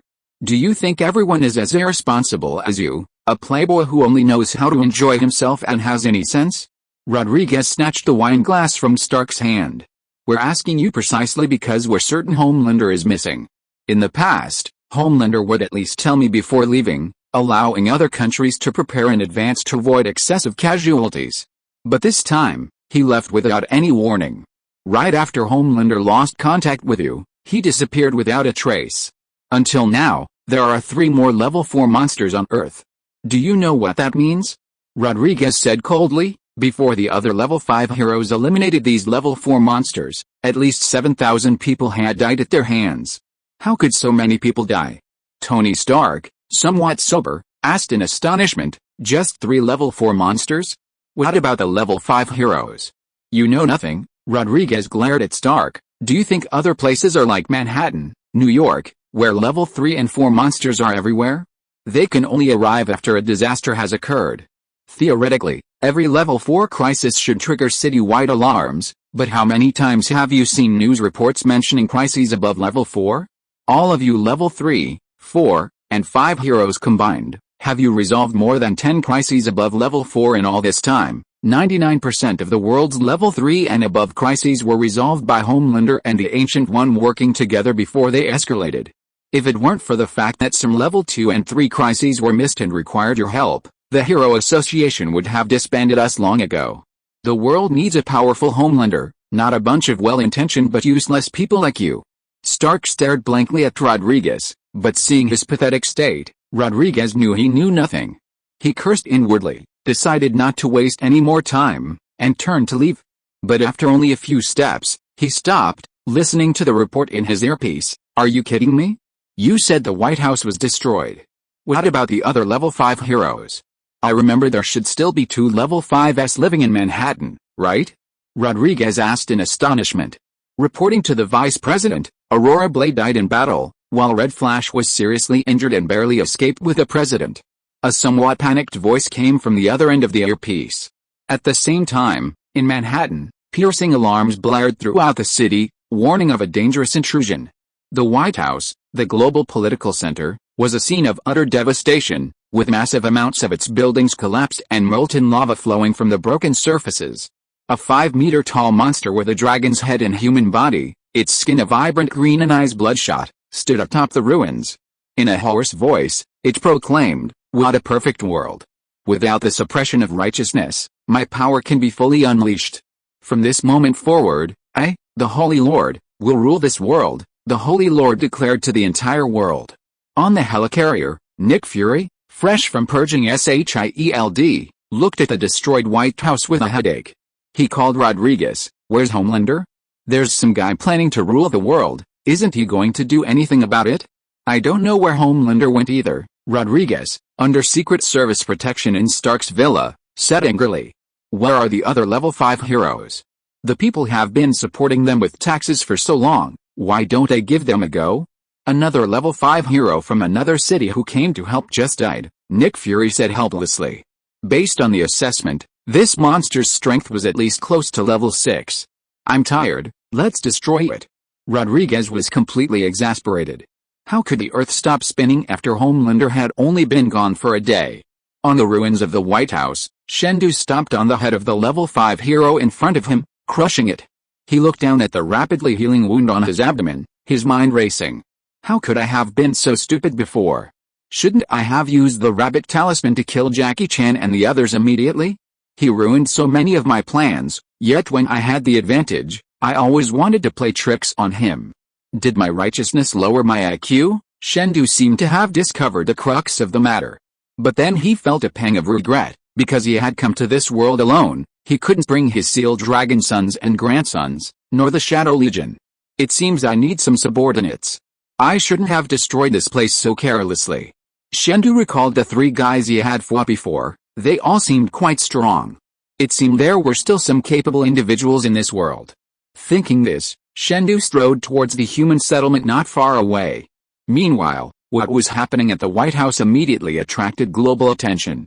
Everyone was wondering why Homelander hadn't arrived, but a statement from Vice President Rodriguez quickly revealed the truth. Homelander has disappeared. The entire world is now on level 1 alert. All level 5 heroes, prepare for battle against the level 6 calamity, Holy Lord. The world was in an uproar. No one expected things to happen so suddenly, but at least there were level 5 heroes at the forefront. However, they quickly witnessed the true nature of a mob.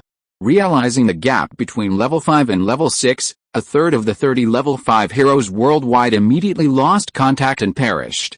Of the remaining 20, several nations refused to fight due to internal strife and the desire to preserve their own military strength. In the end, only 7 level 5 heroes were willing to participate in the battle. John, of course, knew nothing of what had happened in the main world. He had just slept for a day and a night and was gently awakened by Jason. Chapter 114 Nuclear Fusion Superman. Sir. In the White House office, John was gently awakened by Jason. John slowly opened his eyes and glanced at the bright moon outside the window. Knowing he had slept for more than a day, he gently rubbed his cheeks and turned to Jason. Is the experiment in New York finished? Yes, sir. Jason nodded. The doctor said it has been successfully built and is just waiting for you to come and inspect it. I know. John said weakly, just waking up, and the next moment he was directly in the National Grid Corporation in New York City. As soon as he arrived, he was completely attracted by the super-large thermonuclear fusion reactor, which was more than 5 meters high. Although it was not started, he could already imagine the scene that would happen later. Boss, you've arrived. Seeing John's teleportation appearance, the octopus doctor, who is already used to it, said without surprise, because you requested an uncontrollable nuclear fusion device. In order to minimize damage, it was not started immediately, but everything is ready. Are you going to start it now? The octopus doctor asked. Of course, I'm ready to enjoy it. John crossed his arms and said calmly. As you command, Dr. Octopus chuckled, then a tentacle behind him picked up a tritium sphere the size of a thumb and used the magnetic field to confine it to the core of the reactor. As the reactor activated, several laser beams shot out from all sides, bombarding the tritium sphere in the center. In an instant, blinding light burst forth, scattering across the experimental area. Just by standing nearby in the basking light, John could feel his physical strength increasing tenfold. Boss, in about 27 seconds, this reactor is expected to go out of control. At that point, all the surrounding metal will be absorbed into it. If we don't take measures to restrain it, the entire city of New York might be destroyed, Dr. Octopus warned. It's all right, I'll handle it, John said calmly. He directly took out the PIM particle device from his special ring, and at supersonic speed, made some simple adjustments around the device before him. Then he pressed a button, and the 5-meter-tall nuclear fusion device instantly shrunk to the size of a thumb. Although its size decreased, its power output did not diminish in the slightest, and John could feel that his rate of increase in strength had not slowed down. Boss, what is this? Dr. Octopus's eyes lit up at the sight of the PIM particle shrinking device, disregarding the danger. PIM particles, you can study them yourself. John tossed the device to her, then picked up the blinding ball light without hesitation and shoved it into his stomach. Glug. John swallowed the reactor whole. As the reactor entered his mouth, the blinding light vanished instantly. But John knew it hadn't disappeared, it was just that the reactor was completely encased within his body, so the light was absorbed by his cells. Ugh, this feeling. John's eyes widened instantly after swallowing. He felt an unprecedented fullness in all the cells of his body, energy spreading from his stomach to every single cell, frantically amplifying. At this moment, his physical abilities were increasing at an astonishing rate, giving him a feeling similar to when he first obtained Superman cells and started sunbathing. Outrageous, this is absolutely outrageous. This is much faster than simply sunbathing, I feel like my cells are almost at their digestive limit, John exclaimed. Just as he was sighing, the reactor began to malfunction as originally programmed. A terrifying magnetic force spread outwards from John's stomach. Metal objects around him swayed violently, converging towards him, threatening to engulf him in no time. But John remained unmoved, activating his biofield to envelop the nuclear fusion device. Because the Kryptonian biofield is a simplified, unified version of the 4 fundamental forces, the magnetic force released by the reactor was quickly neutralized, and the surroundings returned to calm. From now on, I'll use the cells in my stomach to power the reactor. That way, at least for the next few decades, before the reactor material ages, I won't have to worry about it going out, John thought, rubbing his stomach as he felt the surface of his stomach being heated to over 100,000 degrees Celsius. My body is currently at its limit to supporting a reactor, but as I grow stronger, the capacity my cells can handle is gradually expanding. My strength should double in 24 hours, and my cell absorption speed should increase by about 10%, with absorption efficiency increasing by about 3%. I should be able to try taking another reactor in 10 days, and the third one in 4 days. John did some quick calculations. This energy within him also had another advantage. He looked at his right hand, withdrew his biofield, and directly unleashed his full-power thermal vision on his arm. The thermal vision, powerful enough to slice through the entire New York City skyline in 10 seconds, was released without reservation at full power onto his arm. After a full 10 seconds, he watched with satisfaction as the micrometer-long wounds on his arm, created by the thermal vision, continuously cracked and healed. With a reactor providing direct power, at this rate, even if I don't regenerate from a drop of blood, at least growing a new head from my neck after it's been severed wouldn't be a big problem. My weakness now is actually the reactor in my stomach, John thought to himself. After completing a series of tests, John looked at Dr. Octopus with satisfaction, while the latter held the PIM particles with obvious delight, awaiting orders. The PIM particles are yours to study. Analyze them, then tell Jason to mass-produce these nuclear fusion reactors. I'm going to eat them for fun later. Eat them for fun? Dr. Octopus stammered, recalling the scene just now. It really did seem like he was just eating them for fun. That's settled then. Looks like we need to deal with some of the little bugs first. John looked up at a pillar. Oh no, I've been discovered. Peter Parker in this timeline felt a jolt of fear. He tried to leave, only to find himself bound hand and foot in front of Homelander.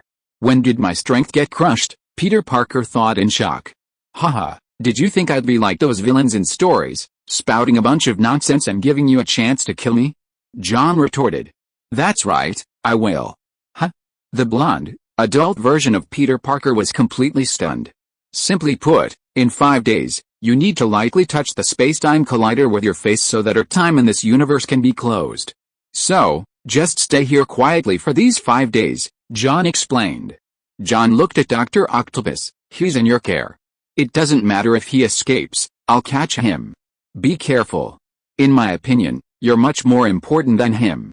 Dr. Octopus, surprised by John's concern, paused for a moment, then nodded heavily, but John had already disappeared. Chapter 115. 2 nights later, outside the Capitol building in Washington, D.C., a large crowd had packed the area, holding signs that read "Down with the Devil," "Give me freedom," and chanting slogans. In the 3 days that John had ruled this era of America, these people could clearly feel the changes in their lives. For example, large numbers of manufacturing workers were conscripted to build a nuclear fusion device for Homelander. The Statue of Liberty in New York was demolished at Rodriguez's suggestion, and a new statue of Homelander was erected in its place. The evil rulers and unreliable officials had begun to breed discontent among the American people. After the initial fear, they tried to complain online. Then they discovered that it seemed no one cared about them, even their online insults and ridicule went unchecked. Homelander and the newly appointed White House leader seemed like paper tigers, paying little attention. Instead, the president posted an announcement online that night, saying that Homelander would deliver a speech at the Capitol building in Washington, D.C., 3 days later. A few days after the announcement, various rumors began to circulate, saying that Homelander, despite his powerful position, was psychologically fragile, afraid of cyberbullying, and had been driven to despair by online criticism.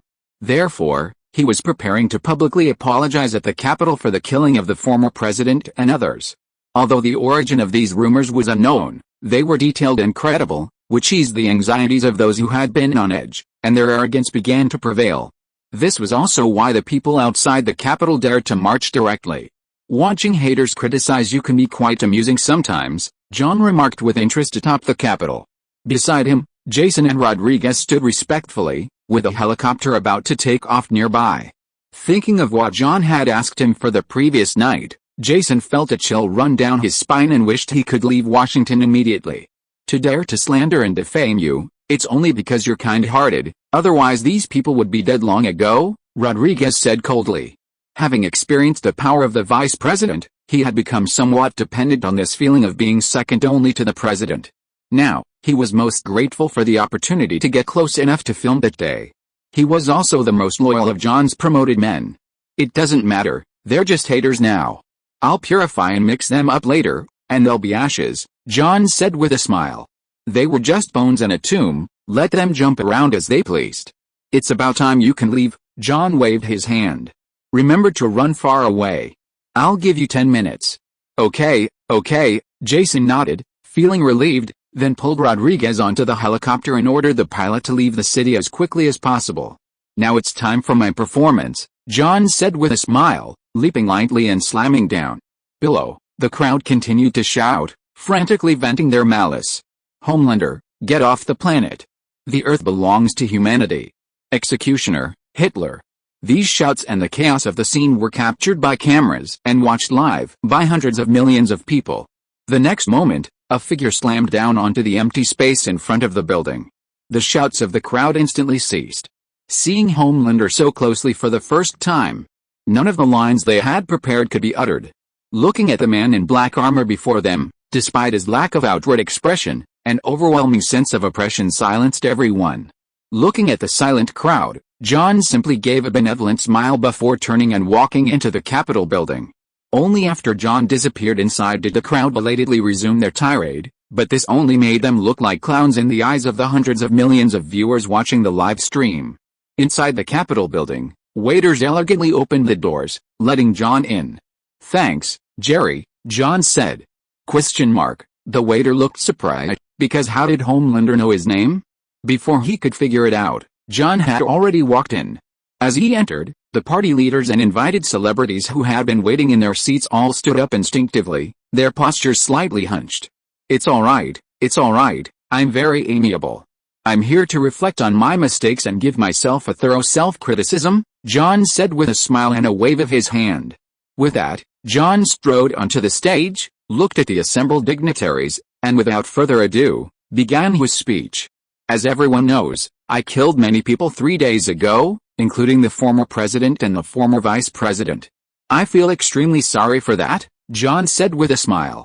After all, I didn't think things through at the time and forgot to take you all with me. Everyone was stunned, wondering if they had misheard. Shouldn't this be Homelander's self-repentance? But John didn't care whether they were dumbfounded or not, and continued, when I was about 13 years old, my parents jumped to their deaths because their company went bankrupt. I still clearly remember the last thing they said to me before they died. As he spoke, John became somewhat absorbed, his thoughts returning to that year when he was 13. When his parents told him to live on the phone, John realized something was wrong and ran to the foot of his family's headquarters building, only to watch helplessly as they jumped from the high-rise. Staring at the two mangled corpses before him, their dying words echoed in his mind for the next few days. Here, I want to give you my parents' last words, John said, taking a deep breath. Their last words were ah. Everyone in the audience was stunned, but the next moment, a blinding gaze shot from John's eyes, instantly obliterating everyone in the first 3 rows of the audience. Ah! Seeing the headless corpses in the first 3 rows, a piercing scream echoed throughout the hall, while John burst into laughter. Question: what's the last thing the person who jumped said before they died? A scream, of course. Watching these people desperately trying to escape, John waved his hand dismissively, his voice booming through the microphone. Don't run, it's useless, you're all going to die. Why? A socialite asked fearfully. I never intended to betray you. If you're going to kill someone, kill the protesters outside. Still lying. Do you think everyone in the Capitol today was randomly selected? Of course, your browsing history has been rigorously investigated. John continued, do you need me to read out your alternate account's comments online, Mr. Crazy Bauer? If you are listening to this novel on a channel other than Fanfic World, it means it was downloaded and re-uploaded without effort. We warmly invite you to visit our channel, Fanfic World. There you will find the original version of this story and many other novels of various genres. We look forward to seeing you dive into a world of incredible novels. Chapter 116: Semi-Feudal and Semi-Slave System. John's grin grew even more arrogant as he looked at the panicked crowd. In fact, he had replaced every waiter and celebrity in the Capitol with someone who had insulted him online. He felt a surge of pleasure at the fear in their eyes. It was incredibly satisfying. At that moment, not only the celebrities and waiters inside the Empire State Building, but also the protesters outside began to flee in panic. The nearby streets were instantly congested with traffic due to the panic, everyone running for their lives. Watching these people continue to disobey orders and crowd the doorway in their panic, John scoffed and said, "I told you not to run. If you think your legs can outrun a hydrogen bomb explosion." What?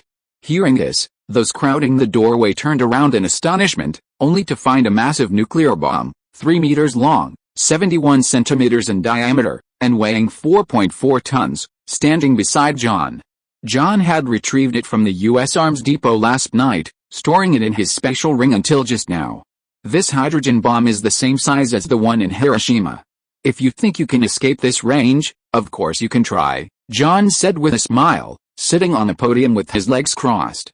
While it's the same size as the one in Little Boy, the same mass of deuterium is more than 8 times more powerful than light nuclear material.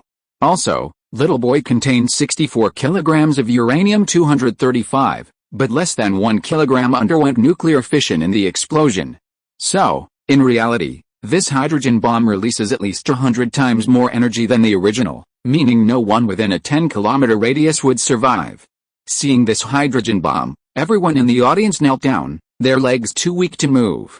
"Please, I have children at home, they need me to support them, they can't live without me," a middle-aged man pleaded, trying to grab John's leg, but was kicked away. "I'm a kid too, not even 18 yet," John said, spreading his hands. "I'm here to repent. I'll stand with you all to welcome the hydrogen bomb explosion. They say there are no innocent souls under an atomic bomb. I believe this hydrogen bomb will wipe out all evil and restore order to the world," John said. "And the last survivor in the capital will be a good person blessed by God." "So, guess who that good person is?" John chuckled mischievously. "Please, let us go." The celebrities cried and clung to him. "Want to live? No problem. How about we play a game?" John took out a coin and showed it to everyone. The coin had the number 1 on one side and the Statue of Liberty on the other. "Let's bet on this coin. When it lands, will it land on the number or the Statue of Liberty?" John laughed. "If it lands on the Statue of Liberty, you'll live, otherwise, you'll all die. Hopefully, the Statue of Liberty will protect you." With that, amidst everyone's expectant and tense gazes, John flicked the coin into the air. It arced through the air before landing on the marble floor. The coin bounced a few times before settling, revealing the Statue of Liberty. "Oh, long live the Statue of Liberty. We survived. We survived. Ho ha ho ha. I survived." Seeing the coin's design, everyone present erupted in excited cheers. "Lost a bet, huh? Looks like I'm not cut out for gambling." Only John paused for a moment, then smiled again. "But it's alright, as everyone knows, I don't keep my promises." John brought his mouth to the microphone and uttered his final words to the frozen crowd. "I don't like the Statue of Liberty." The next moment, extreme light and heat were released from John's side, and a massive fireball burst through the Capitol building's containment and spread outwards. In that instant, people within a kilometer radius were instantly vaporized and killed before they could even react. A powerful shockwave then spread outwards, terrifying dust billowing outwards, and numerous buildings were toppled by the blast. People 5 kilometers away could see the blinding light illuminating the Washington night sky, blinding thousands of people. Simultaneously, the shockwave, preceding the fireball, spread outwards, and with the increased angle of incidence on the ground, it created Mach reflection. As Mach radiation formed, the areas swept by the shockwave instantly generated hellish temperatures and pressures.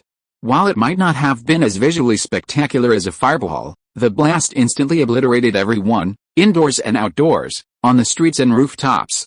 This single explosion wiped out people within a 5 to 6 kilometer radius.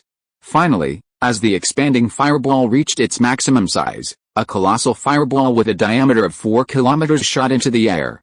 Of course, the viewers watching the live stream were unaware of all this.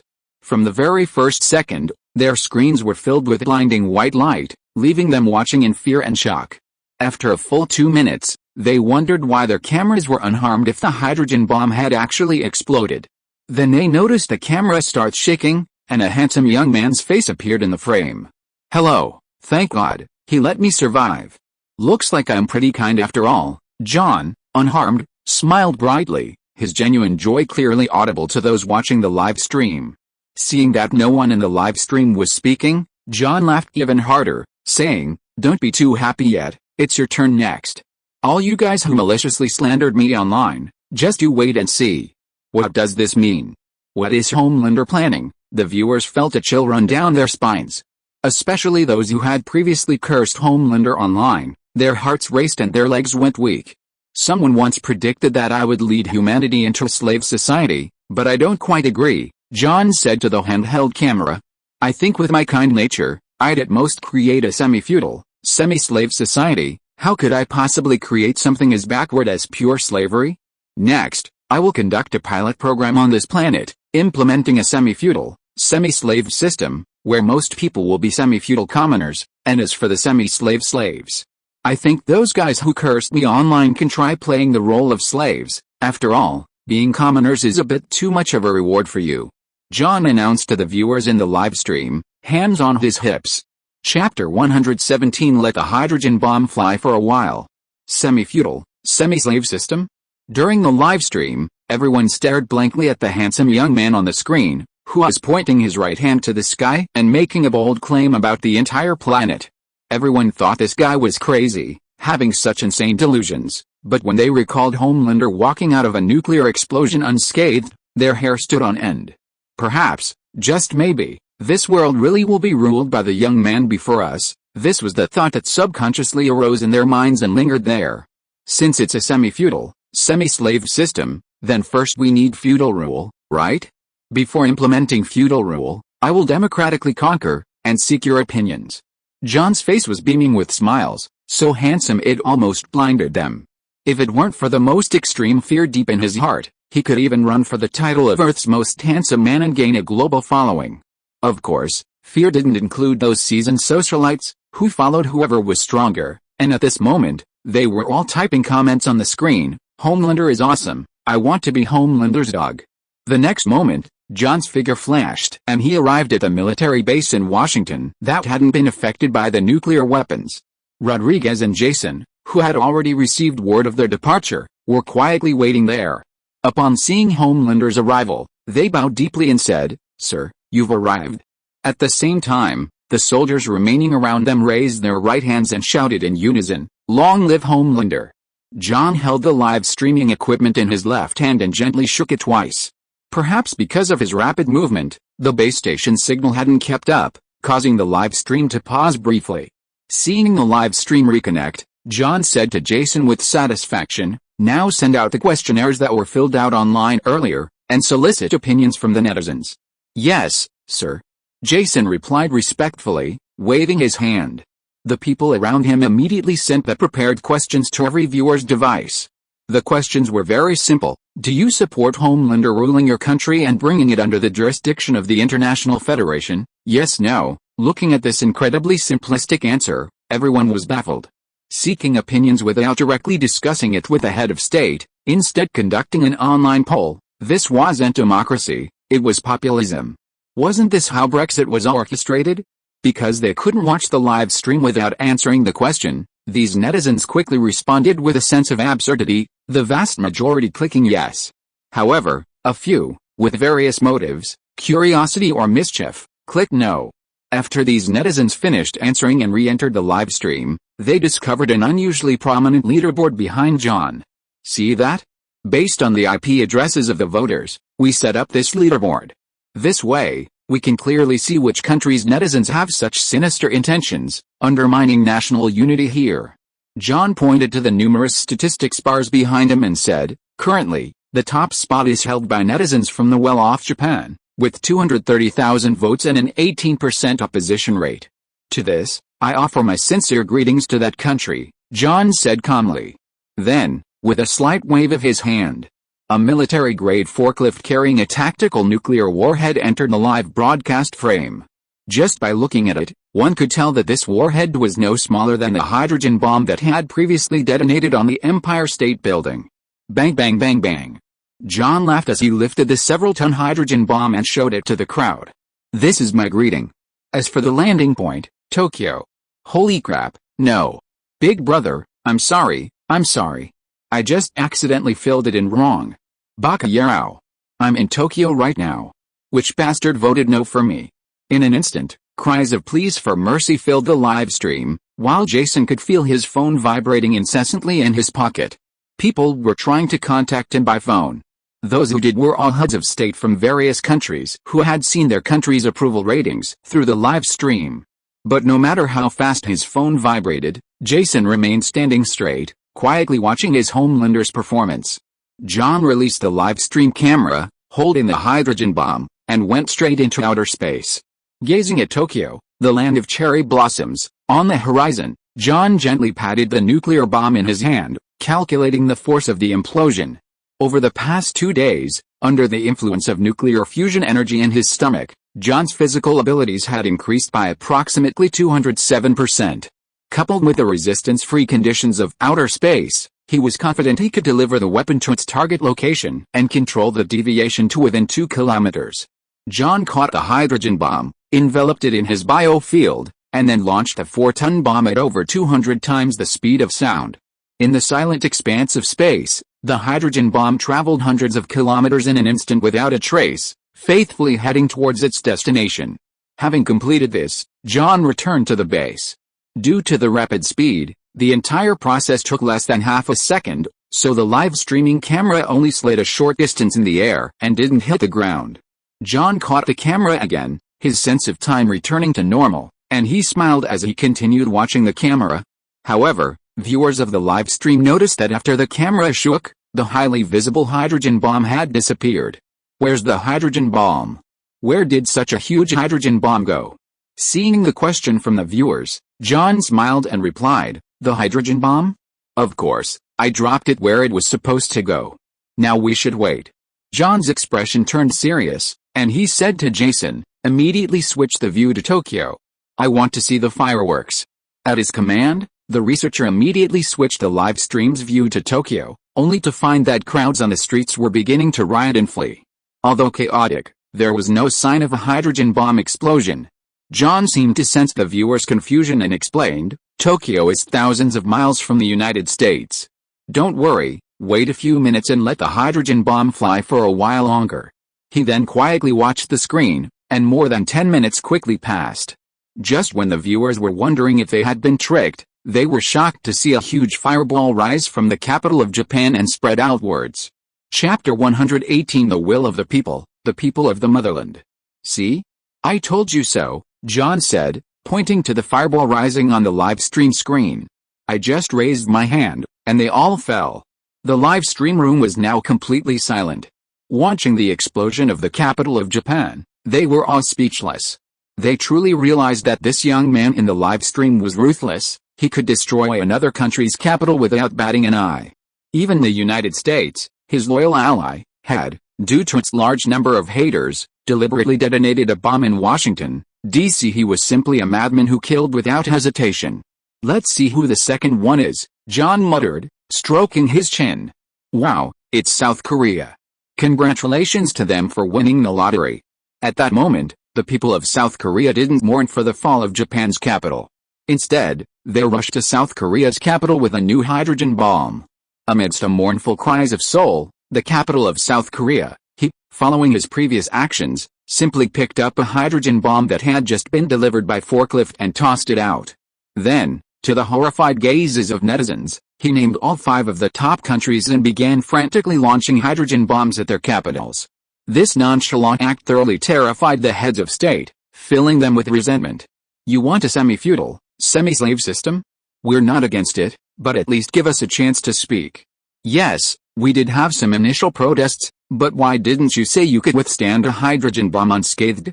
If you had said that earlier, wouldn't we have already succumbed? Now, these heads of state want to succumb, want to accept Homelander's rule, but have no way to contact Homelander. Since Homelander dropped nuclear bombs, should we drop them too? Please, not all countries have nuclear weapons, and Homelander isn't afraid of nuclear weapons at all. Are we going to drop nuclear bombs on him now?" Some suggested using the lives of Americans around him to threaten Homelander. He already anticipated that. The first nuclear bomb was detonated on American soil by Homelander himself. This guy is a complete madman. He doesn't care about the lives of American civilians. Who can they threaten by dropping it now? It will only provoke him, and then it might not be just a matter of one nuclear bomb. So at this point, The heads of state of various countries could only choose to endure it, letting the people of their capitals hide in bomb shelters, praying that after surviving this hydrogen bomb, Homelander would grant them a chance to negotiate. Okay, now we've finally eliminated the countries with approval ratings below 90%, John said slowly to the live broadcast after dropping 7 nuclear bombs. Next, with a majority of the people's consent, I will speak with those heads of state on behalf of the people. He waved his hand lightly and said to Jason beside him, "You can take the call now." Soon, with John's permission, all the heads of state who had requested to speak crowded in, almost simultaneously getting the line open, saying, "We completely agree to your conditions. Feudalism is good. Feudalism is great. As long as you agree, we completely agree to let Earth enter a semi-feudal, semi-slave era." The heads of state, who are usually so respectable, now completely disregarded their dignity and begged for mercy. "All right, since you say so, then I'll reluctantly agree," John said reluctantly. He had originally thought that some countries might be unable to resist dropping nuclear bombs on him, and he would retaliate with every one they dropped. But these people had no backbone at all, sliding to their knees too quickly, leaving him no chance to act. "So how do you plan to rule us?" one head of state asked, voicing the question on everyone's mind. "How will I rule you?" John directly stated his plan, basically referencing the Decepticon quotes. The main point is that under his rule, everyone has food to eat and education to receive. Even the people of formerly underdeveloped countries in Africa, who could do nothing but live off others, can at least have their survival guaranteed. Everyone is required to abide by the laws of the Earth Federation. As for the specific content of the laws, John doesn't intend to enact them himself, but rather let the former major powers figure them out themselves. The point is, citizen welfare is maximized. John solemnly stated his demands to the live stream camera, but it left everyone stunned. It seems, not bad, people in developed countries, watching the handsome face of the Homelander in the live stream, felt a rare sense of friendliness. Not bad at all, he's practically my father. This isn't feudalism, except for having an emperor above him. People in developing and underdeveloped countries practically cheered. Developing countries cheered because they could live better under the Homelander's rule, while people in underdeveloped countries cheered because they could survive under his rule. The Homelander is too cunning, giving his people such generous welfare, the heads of state thought angrily. If this were really implemented, it would truly be the will of the people. "Mr. Homelander, this might be difficult to achieve," one head of state raised his hand in response, immediately drawing angry stares from netizens. "Your technology has even developed nuclear fusion reactors, and you're telling me you can't provide such basic welfare benefits?" John asked. "If you can't do it, that's your problem. We can always change leadership." "I don't care what you think, I care what I think," John said calmly. Unlike those American politicians running for office, he was genuinely prepared to deliver on the welfare benefits to the Earth Federation's citizens, and with Earth's current capabilities, it was indeed achievable. It wasn't like they were being asked to invent a perpetual motion machine. If they couldn't even guarantee basic citizen welfare now, what excessive demands would they dare to make in the future? He didn't even want to think about it. Were they planning a rebellion? And who said everyone can get citizenship? John grinned. "Those guys who dared to curse me online these past few days, I think they were just bored and have nothing better to do. Since that's the case, let them fill the labor gaps left by the other citizens. The Earth Federation isn't a charity, it doesn't accept just anyone. Only those I approve of can become citizens and enjoy benefits.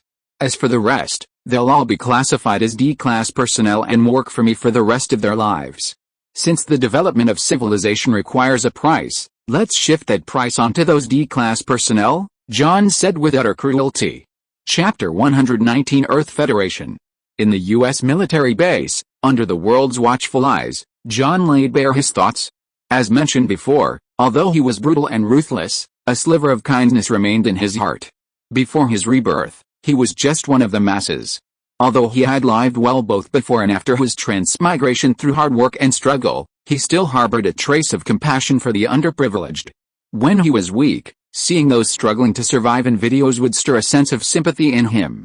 When he became wealthy, seeing those struggling to survive in videos would evoke a feeling of compassion for his own kind. But back then, he was too weak. Even with a little compassion, if someone asked him to step forward and donate his wealth to help them, John would undoubtedly answer, "Impossible." But now, on this planet, he was powerful enough to be invincible, capable of destroying all of human civilization if he wanted to. Having reached this point, his initial compassion had returned.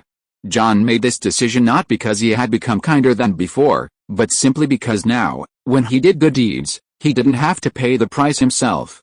Billions of humans on his planet would carry out his orders, without harming his interests in the slightest. Since doing good deeds didn't require him to sacrifice himself, why not?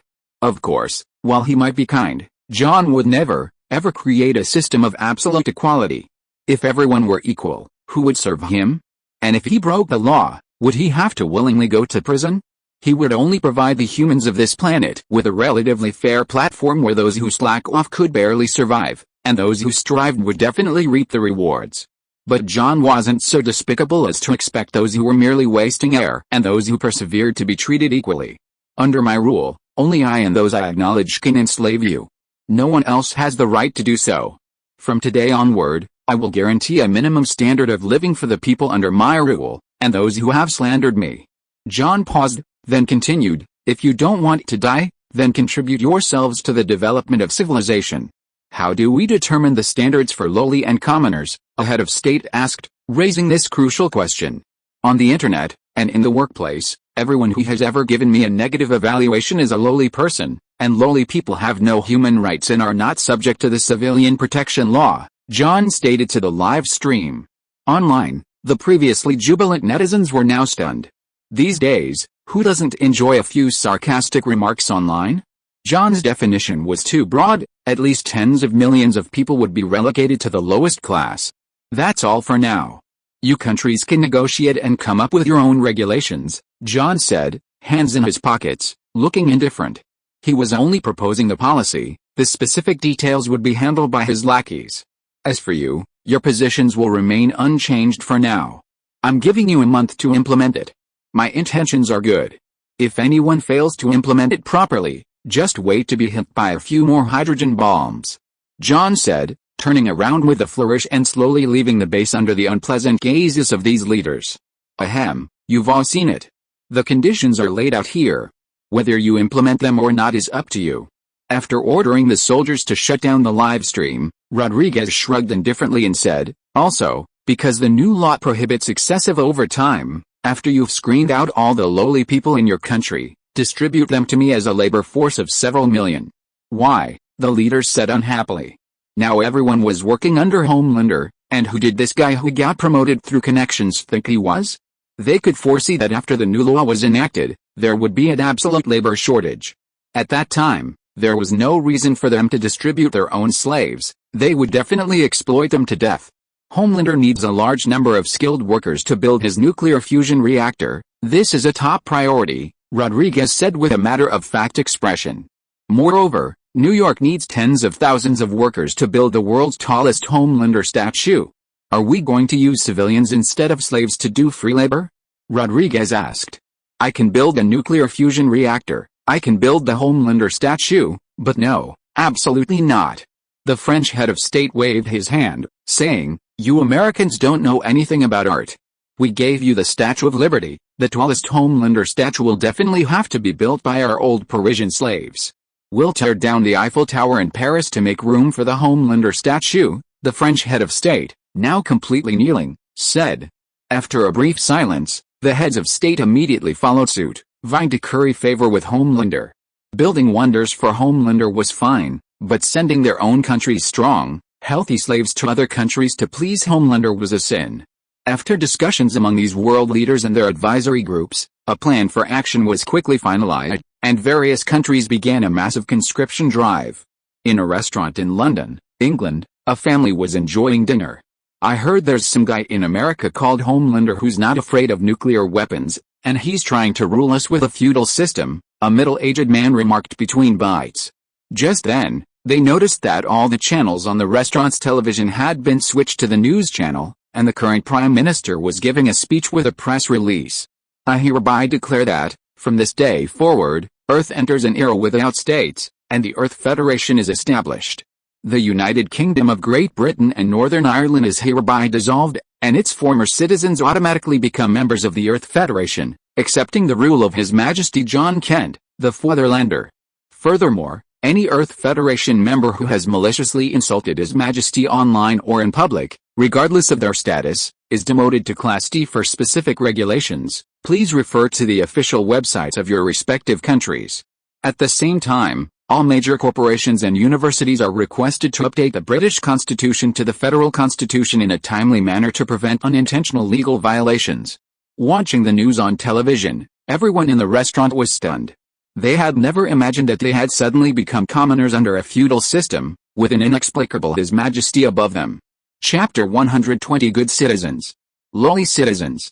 Inside the restaurant, just as the diners were engrossed in the images on the television, a large group of soldiers poured in. "Hello, what can I do for you?" the restaurant owner asked, approaching the soldiers. "Do you all have good citizen certificates?" the lead soldier asked directly. Good citizen certificates," the restaurant owner exclaimed, his eyes wide with astonishment. Not only the restaurant owner, but the diners also exchanged bewildered glances. "A good citizen certificate? What's that? Never heard of it." The soldier smiled and said, "You all saw the news just now, right? The Good Citizen Certificate is the latest identity document introduced by the Earth Federation. People of the Earth Federation automatically possess Good Citizen Certificates, while those D-level individuals who slander His Majesty only deserve to use low-class certificates." The soldier continued slowly, "You just need to give your birth certificate, driver's license, or similar numbers, and we'll know whether you're a good citizen or a low-class citizen. Now we're just conducting a simple survey to see who among you is a low-class citizen." The soldier took out his phone and looked at the restaurant owner, saying, "Give me your number first, and I'll check yours." Okay, the restaurant owner replied obsequiously, then gave him his number. The British soldier looked and saw that it was indeed a green Good Citizen Certificate, and the photo matched the owner's appearance. "Very good, it seems you really are a good citizen." The soldier nodded and looked at the other diners in the restaurant, saying, "Please cooperate as well." Seeing that it wasn't a big deal, the diners cooperated by giving the soldiers their identification codes, and soon one by one, people were confirmed to be good citizens. In a corner, a young man sat trembling in a chair, watching the soldiers approach one by one. Soon, a soldier with a gentle expression walked up to him and said, "Young man, cooperate. What's your birth certificate number?" "Yes, sir." The young man sat up straight as if on cue, then stammered out a number that proved his identity. But when the soldier entered the number and saw the black border, his face changed drastically, and he shouted, reporting, "Sir, we've found a commoner here." "What? A commoner? Where is he?" The sergeant immediately stepped forward, then saw the gentle soldier looking away with disgust from the young man. "You're the commoner, aren't you?" I just said a few words online," the young man said, his legs shaking. "Said a few words? Do you know who you've slandered? Take him away immediately," the sergeant ordered. Two soldiers immediately came forward, grabbed the young man's hands, and dragged him away. "Wait, where do you think you're taking my son?" At this moment, a woman came up and grabbed a soldier's hand. "Sir, she's a law-abiding citizen," a soldier stepped forward and said. Upon learning the woman's identity, the sergeant's expression softened.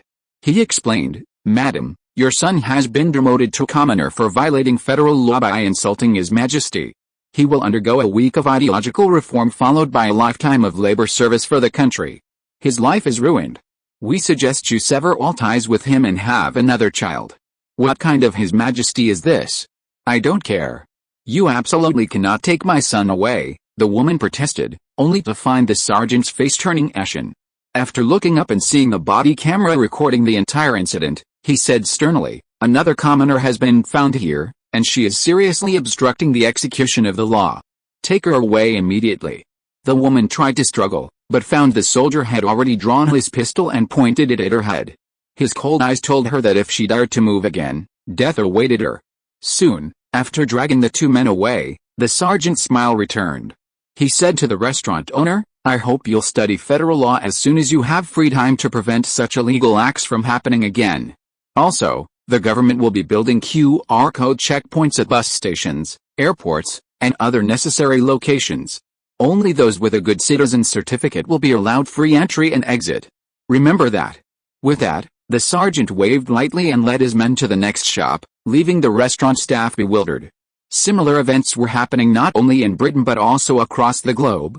Meanwhile, In war-torn countries like those in Africa, former superpowers quickly issued ultimatums, ordering them to immediately cease hostilities and prepare to accept the leadership of their homeland. Initially, some warlords disagreed.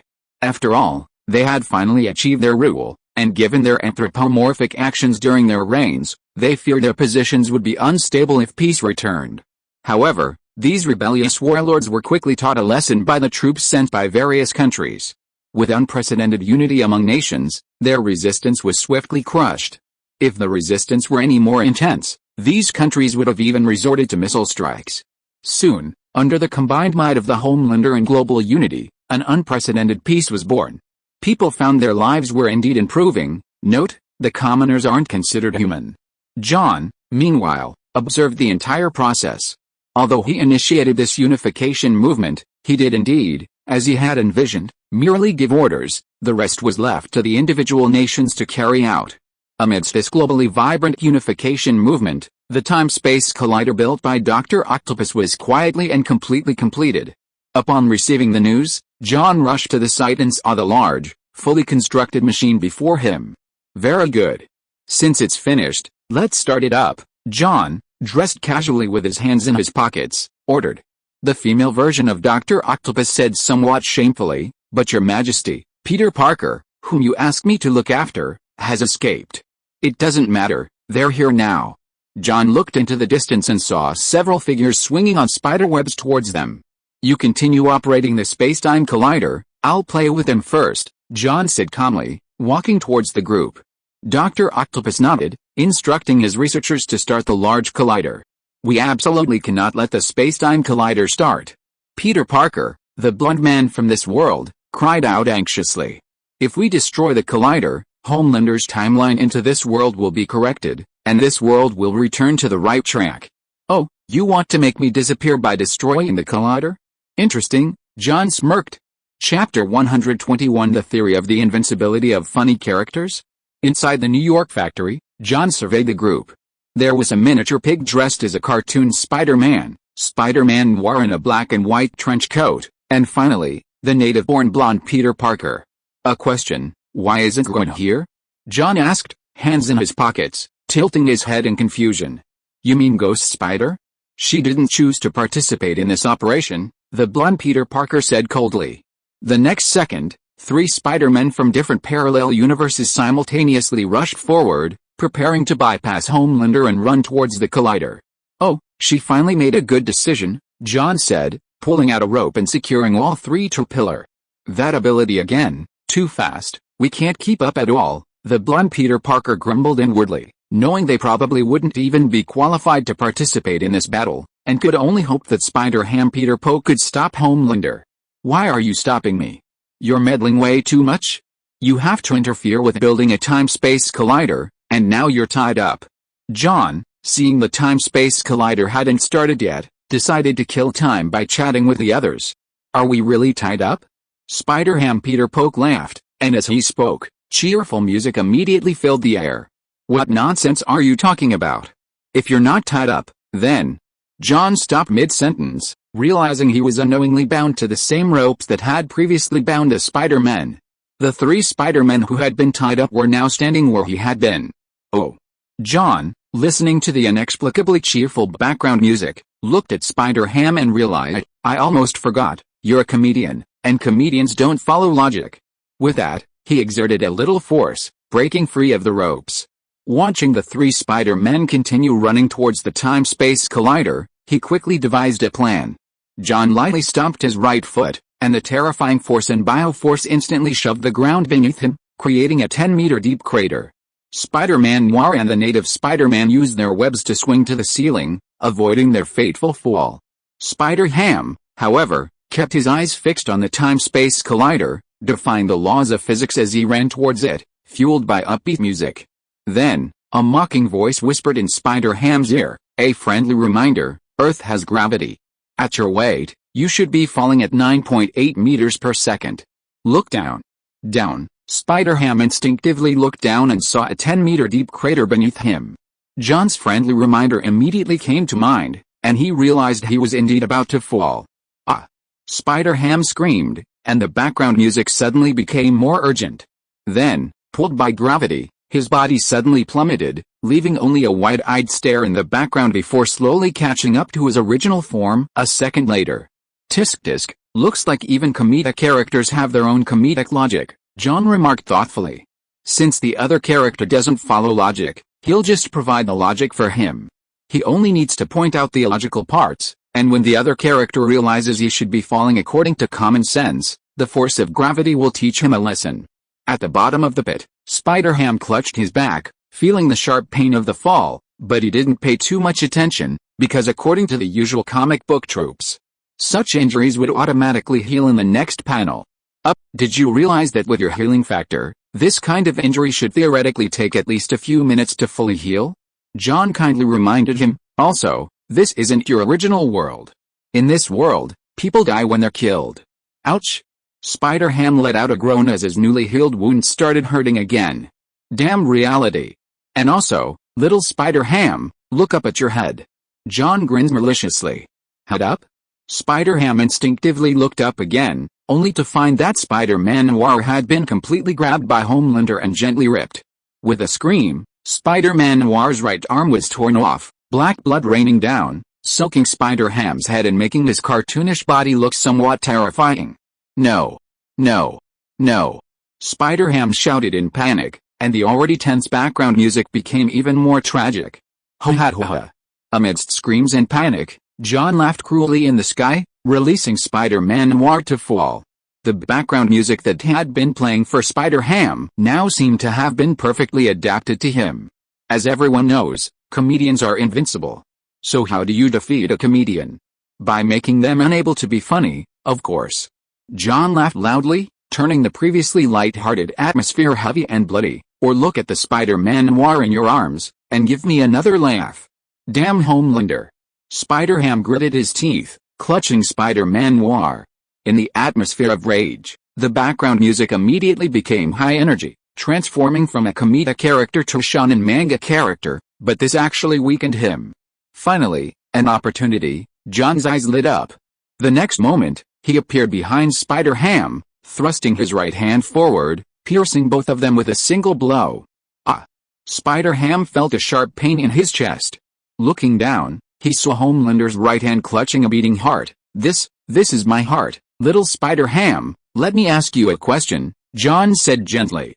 A vegetable can live without a heart, so can a pig live without a heart?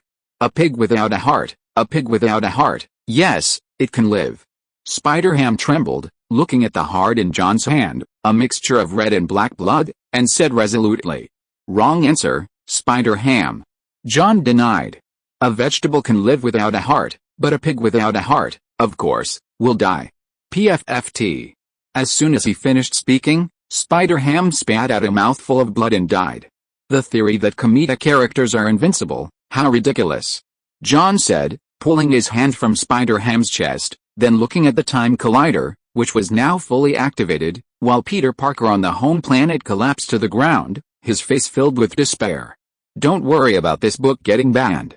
I've already toned it down quite a bit, and if it were badly written, you wouldn't read it anyway even if it wasn't banned. Although I feel like this book will never be finished, as long as I enjoy reading it, that's all that matters. If people are reading, I'll keep writing. If you're really worried, just read it every day and don't wait for it to become a book you've been reading. Actually, this book's performance is only so-so, the author is so poor he can't even afford to eat. Chapter 122. A Spider-Man Fell from the Sky? As the space-time collider was activated, colorful gibberish began to spread outwards, immediately enveloping the entire experimental facility. Your Majesty, the collider has been successfully activated, the female version of Dr. Octopus said respectfully. John gave a soft hum to indicate that he understood. Why did you have to come and provoke me? John strolled over to Peter Parker, crouched down gently, and said, I didn't even want to kill you, but you insisted on jumping out to your death, and now you've killed so many people. Kindness is useless when you're weak, it only hurts people. John scoffed. Your Spider Brothers only appeared because the space-time collider malfunctioned and caused time and space to become disordered. If you had destroyed the collider, the timeline would have been overwritten, and I wouldn't be able to come to this world. Their existence would have been completely rewritten, and you would be the only one who survived. You're truly kind. John grabbed Peter Parker's head and pulled him up, a sneer in his face. "So why didn't you just commit suicide from the start, reduce yourself to ashes? That would have increased your chances of success." Peter Parker's face turned ashen, speechless. Seeing him like this, John didn't bother with further words. Holding him up, he said to the shadows, "You made the right choice, Gwen." From the shadows, the ghost spider slowly emerged, gazing at the bloody scene before him. He opened his mouth as if to say something, but ultimately let out a long sigh. "The time-space collider is activated," John said, waving at Gwen. "Now you can go back to your family. We'll meet again sometime." "And you?" Gwen Stacy asked, looking up. "Me? Of course, I have to take responsibility for this planet," John shrugged. "I only intended to arrange a way out for Jason and the others, but I accidentally ended up ruling this planet. Now, I can't leave even more. If I'm not there, the Earth Federation will collapse immediately." "So, you're not planning to go back to your original world?" Gwen looked incredibly weary. "Of course not. I'll come back after I've settled everything here. Then I'll rule multiple planets across the universe, and it won't be called the Earth Federation anymore," John said, gesturing for them to leave. "Hurry up and go. I'm sure you're eager to go." Then Gwen pointed at Peter Parker, wanting to say something, but ultimately didn't. She nodded and jumped into the collider's vortex behind her. After matching the same spacetime, a blinding white light flashed, and Gwen's figure immediately disappeared. "Looks like she's gotten smarter," John remarked, then grabbed Peter Parker's body and pressed him directly onto the collider's beam of light. Instantly, the colorful beam of light emitted by the spacetime collider began to change drastically, and the previously stable energy began to boil. Sensing Peter Parker's struggle, John didn't speak, but simply increased the pressure on his hand. The next moment, after the collider reached its limit of loss of control, a violent explosion was released outward from the beam of light, completely destroying the newly built collider. 100 meters away, John led his team of researchers to safety. Looking at the ruins of the experimental site in the distance, he nodded slightly. "Okay, now the time loop is closed." John looked at Dr. Octopus beside him and said, "Liv, repair the time-space collider. After I rule this world, I'll lead my army back to our original world." "Yes, Your Majesty," Dr. Octopus replied. "Just give me 3 more days, and I can repair it again."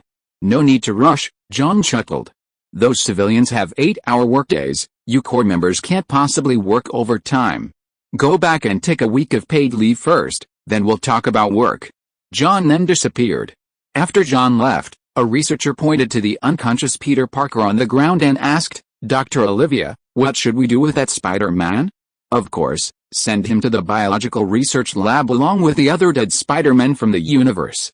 Rebel against His Majesty. First classify him as a D-class personnel, and after the research results are out, send him to Liberty Island to work as a laborer repairing the Homelander statue," Dr. Octopus said coldly. In Washington, after sending Gwen away, John returned to the White House with nothing to do. Since ruling the planet, this place had become John's de facto residence. Having no immediate goals, John decided to indulge in all the things he hadn't yet enjoyed. In the empty White House, John sat on the floor, leaning back against a sofa, controller in hand, staring at the screen, playing a game with the speed of an average person. Being invincible is boring, John muttered to himself, recalling how people had addressed him as Your Majesty and even knelt before him when he went to the supermarket earlier. Just as he was playing, a purple portal suddenly appeared above him, accompanied by a girl's scream. Then, a purplish-red spider mech plummeted down from above. Bang! With a loud crash, John stared speechlessly at the shattered screen and the girl clinging to it. What a coincidence. I really do have a connection with spiders, John smirked, watching the dazed girl rise from the mech. "Hello, my name is Penny Parker." The girl rubbed her head, looking at the screen that her mecha had smashed in surprise. "I'm so sorry, I broke your TV. I'll pay you back. $450,000. John sat on the ground, looking at the apologetic girl in front of him, and said calmly, $450,000. The girl's eyes widened, her mind immediately clearing.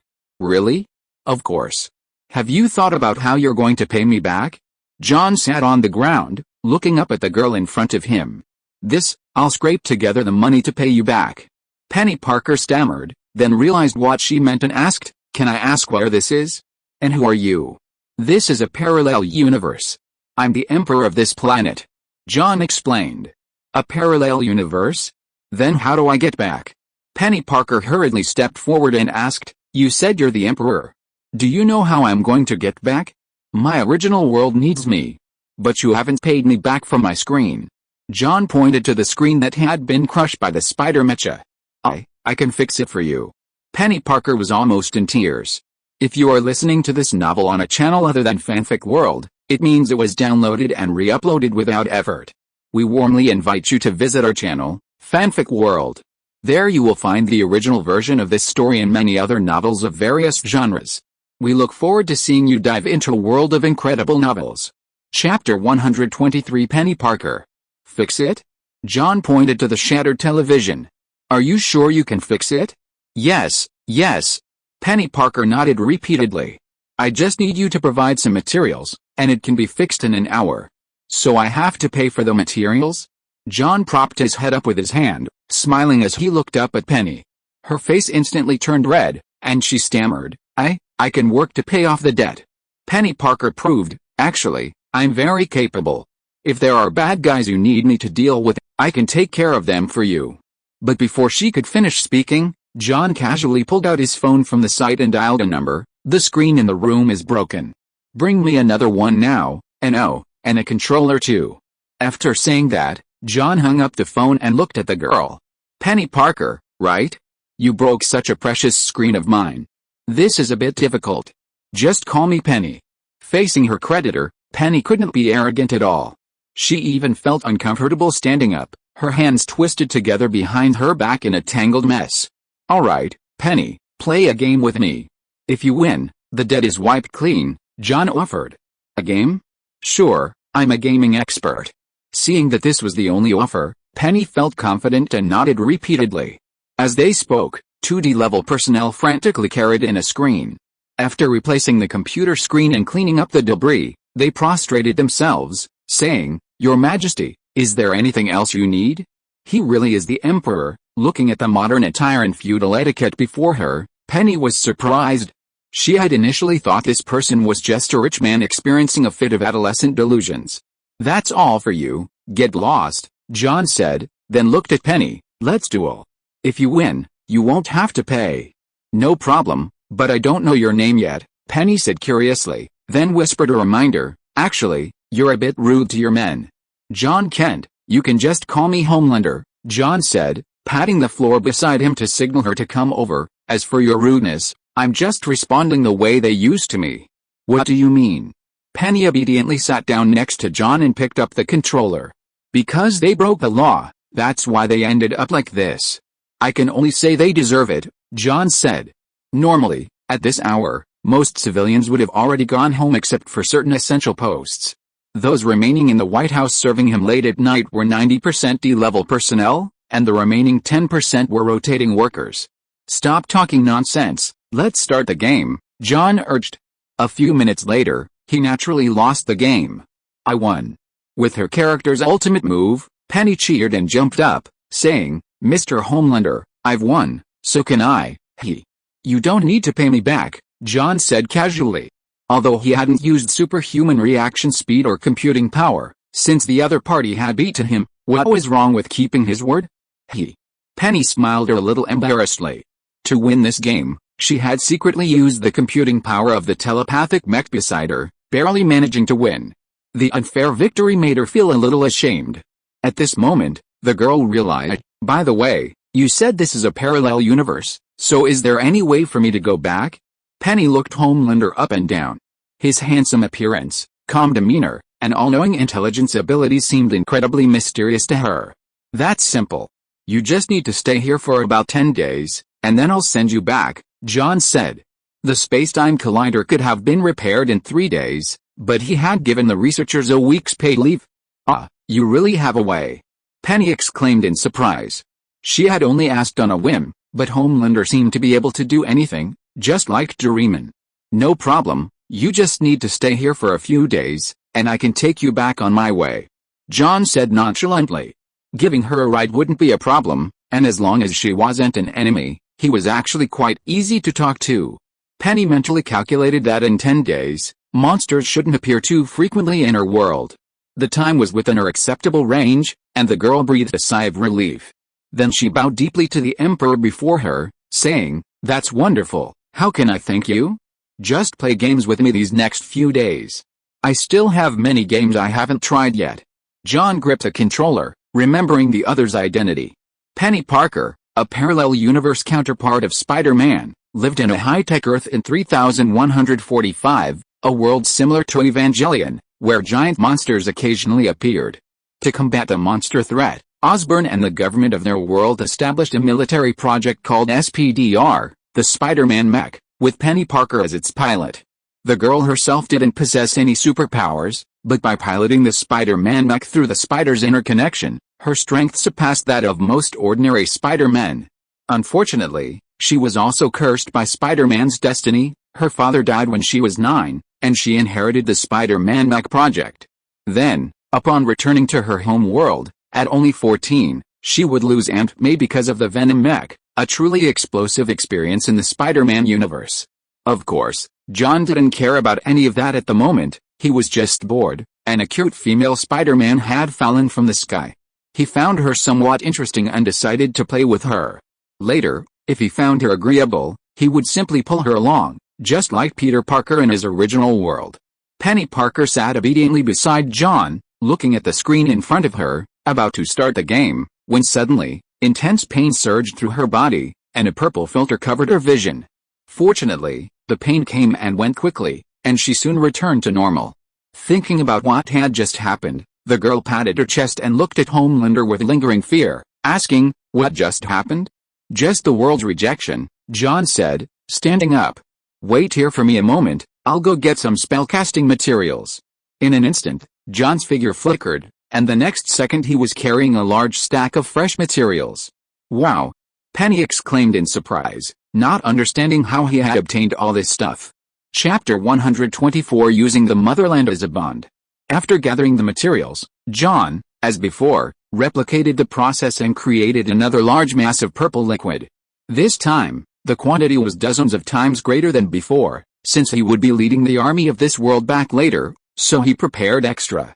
He planned to have the liquid analyzed by Dr. Octopus so he could mass-produce it using technological means. "Alright, stretch out your arm," John said, looking at the girl's fair arm. He poured a little dark purple liquid onto it, and soon an ominous pattern formed on her wrist.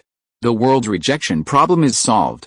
Now let's continue the game," John said. But the girl, looking at the purple pattern on her arm, recalled a fleeting image she had seen through John's sleeve earlier. "This pattern, it seems Mr. Homelander also has it on his hand. Could it be that he's not from this world either?" A guess surfaced in her mind, but she didn't ask aloud. Instead, she sat down next to John and started a new game. While the two were playing the game inside the White House, Gwen successfully returned to her original world via the time-space collider. After traversing countless worlds, Gwen drifted through the gaps in the universe, passing through countless worlds as before, weaving through spiderweb-like worlds. After an unknown amount of time, she finally passed through the deep purple portal again. "I'm back." Returning to her homeland, Gwen felt not much joy, but rather a heavy weight in her heart. Thinking of the parallel universe Spider-Men who died at John's hands, she felt responsible for their deaths. "If I had stopped them then, they wouldn't have died," Gwen thought, looking around, only to find herself in the ruins of a dilapidated city. The girl looked around, and with her limited vision, she couldn't see a single intact building. Within a radius of at least 10 kilometers, everything was broken walls and rubble. Only after making some discernment did she barely believe that the city ruins before her were once called New York City. What happened? Standing on the mound of earth, looking at the desolate scene before her, she began to wonder if she had accidentally entered another parallel world. She had only been gone for a week. How could it have become like this? Just as she was questioning her existence, a huge spatial portal suddenly appeared beneath her feet. Under the force of gravity, the unsuspecting girl screamed and fell directly into it. At the foot of the Himalayas, in Kamartaj, a portal appeared, and Gwen fell through it, landing steadily on the ground, her eyes warily scanning her surroundings. Gwen nervously surveyed her surroundings, only to find a familiar face in front of her, or rather, John's acquaintance, the bald female sorceress who had appeared in the liver stream. The moment she saw her, The girl remembered that the woman had demonstrated special abilities, meaning she must have been brought here by her. Having basically confirmed that the woman wasn't an enemy, Gwen relaxed her guard and waved, saying, "Hello, I'm Gwen. May I ask where this is? What can I do for you? Welcome back from another world. I've been waiting for you for a long time," the Ancient One said with a smile.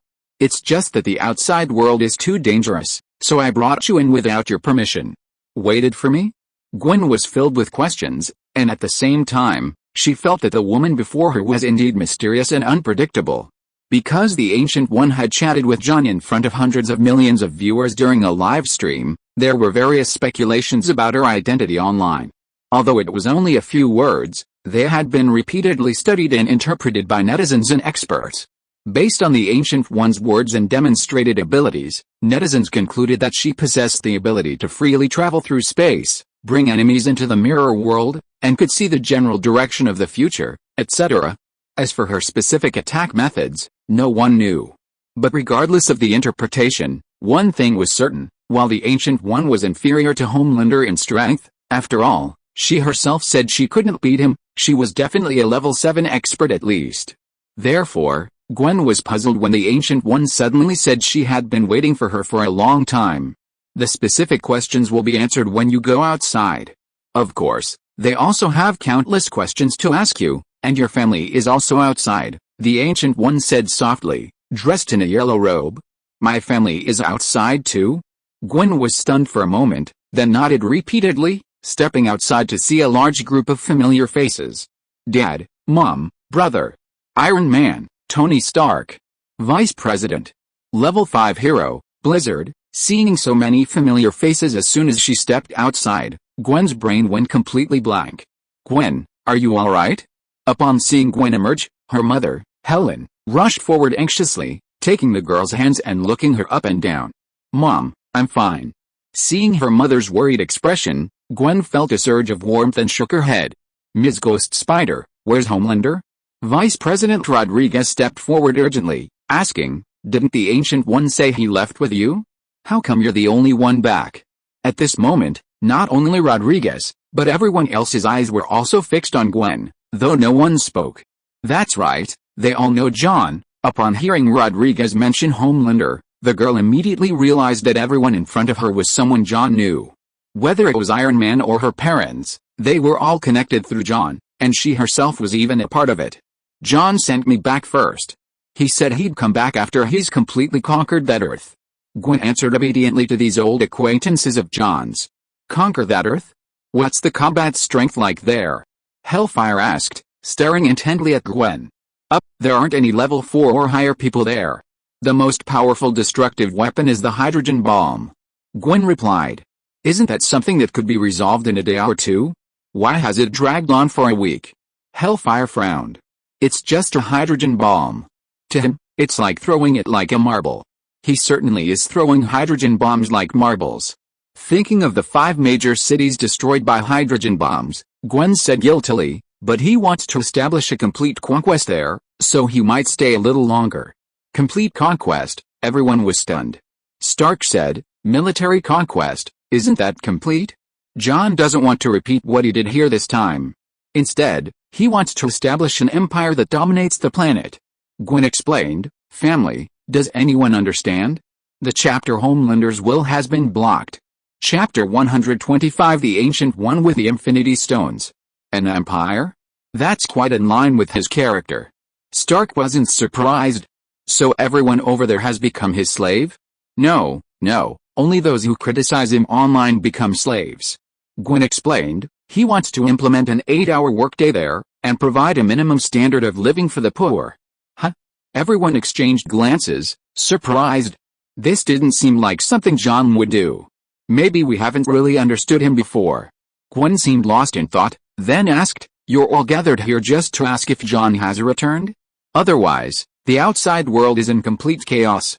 At least a tenth of humanity is extinct." Rodriguez's expression was extremely serious. "What? But we've only been gone for less than a week." Gwen was dumbfounded. What had happened?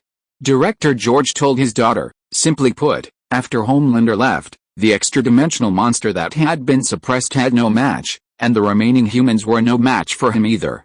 Earth was completely dominated. Initially, it was a level 7 monster called Shendu. After destroying the White House, 7 level 5 heroes from around the world organized to conquer him. In the end, 5 heroes died, and Earth was completely dominated by him. Then, 3 days ago, an extra-dimensional alien called Cosmic Emperor Boros appeared and fought Shendu in Antarctica. The final result was that the entire Antarctica was completely ravaged by the aftershocks of their battle, which also affected several nearby continents, causing the direct and indirect deaths of hundreds of millions of people. The battle showed that although Boros was much stronger in terms of destructive power, Shendu had better endurance. So, after a day and a night of fighting, neither could gain the upper hand, and the entire Earth began to be divided into North and South. Then yesterday, another level 7 hero appeared in the alternate dimension, wanting to uphold justice and overthrow the rule.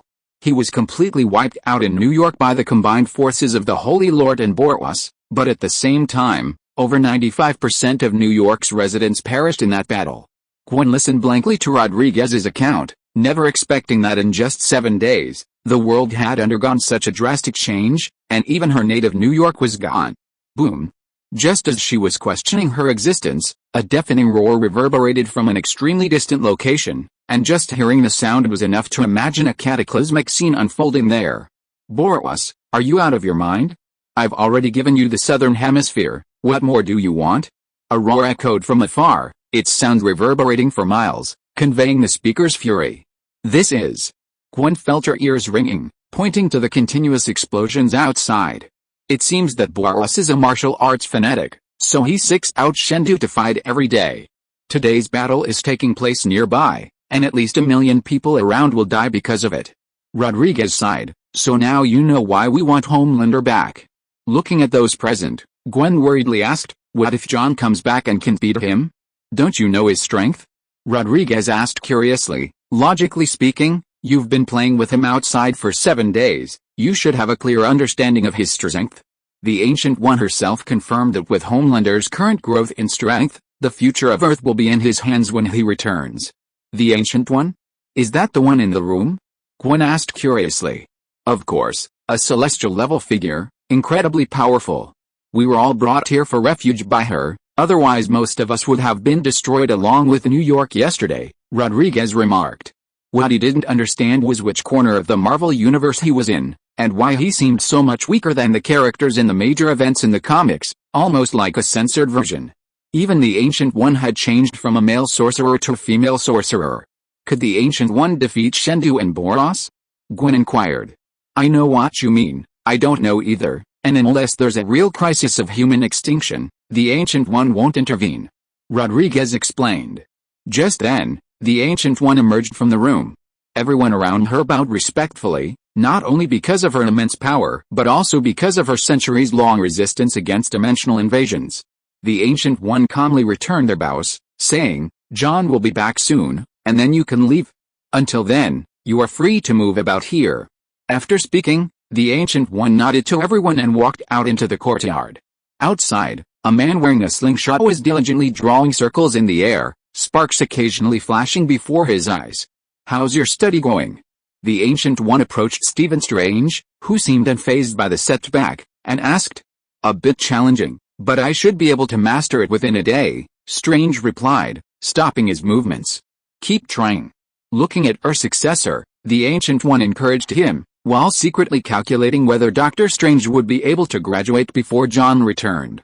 In a parallel world, John was still playing video games with Penny in the palace, his mind subconsciously recalling Gwen back in his own world. With the Ancient One watching over him, there shouldn't be any major trouble. Although the Ancient One said she couldn't beat him, John believed that it was only possible in a completely unprepared encounter. If given time to prepare, John could easily come up with 1,000 ways to kill him from her perspective. In fact, it was only because the Ancient One didn't have any desire to rule the world that she could collect the Infinity Stones. Otherwise, with her ability to see the past and future with a Time Stone, Thanos wouldn't have had to lift a finger. She could simply use the Time Stone to rehearse and know the location of each stone, then use a portal to retrieve them. She could get the Power Stone, which Shiv and Star-Lord could steal, on Morag, take the Space Stone being researched at SHIELD Secret Base, and then find someone to sacrifice themselves to obtain the Soul Stone. With a Time Stone in her possession, she could collect all 4 Infinity Stones in a single day given her abilities. She could then forcibly take the Mind Stone when Loki comes to Earth, and later, at the end of Thor, the Dark World, use the power of all 5 stones to steal the Reality Stone from Asgard. Possessing the Time Stone and the power of magic is like having a constantly updated strategy guide, making her virtually invincible. Yet, this overpowered character died from a sneak attack. It's utterly absurd. End of this chapter. Thank you so much for reading until the end. Don't forget to give it a like. Looking for more exclusive content and immediate access? Subscribe to our Patreon. Remember, every like, subscription or donation encourages us to continue. Thank you all. See you in the next video.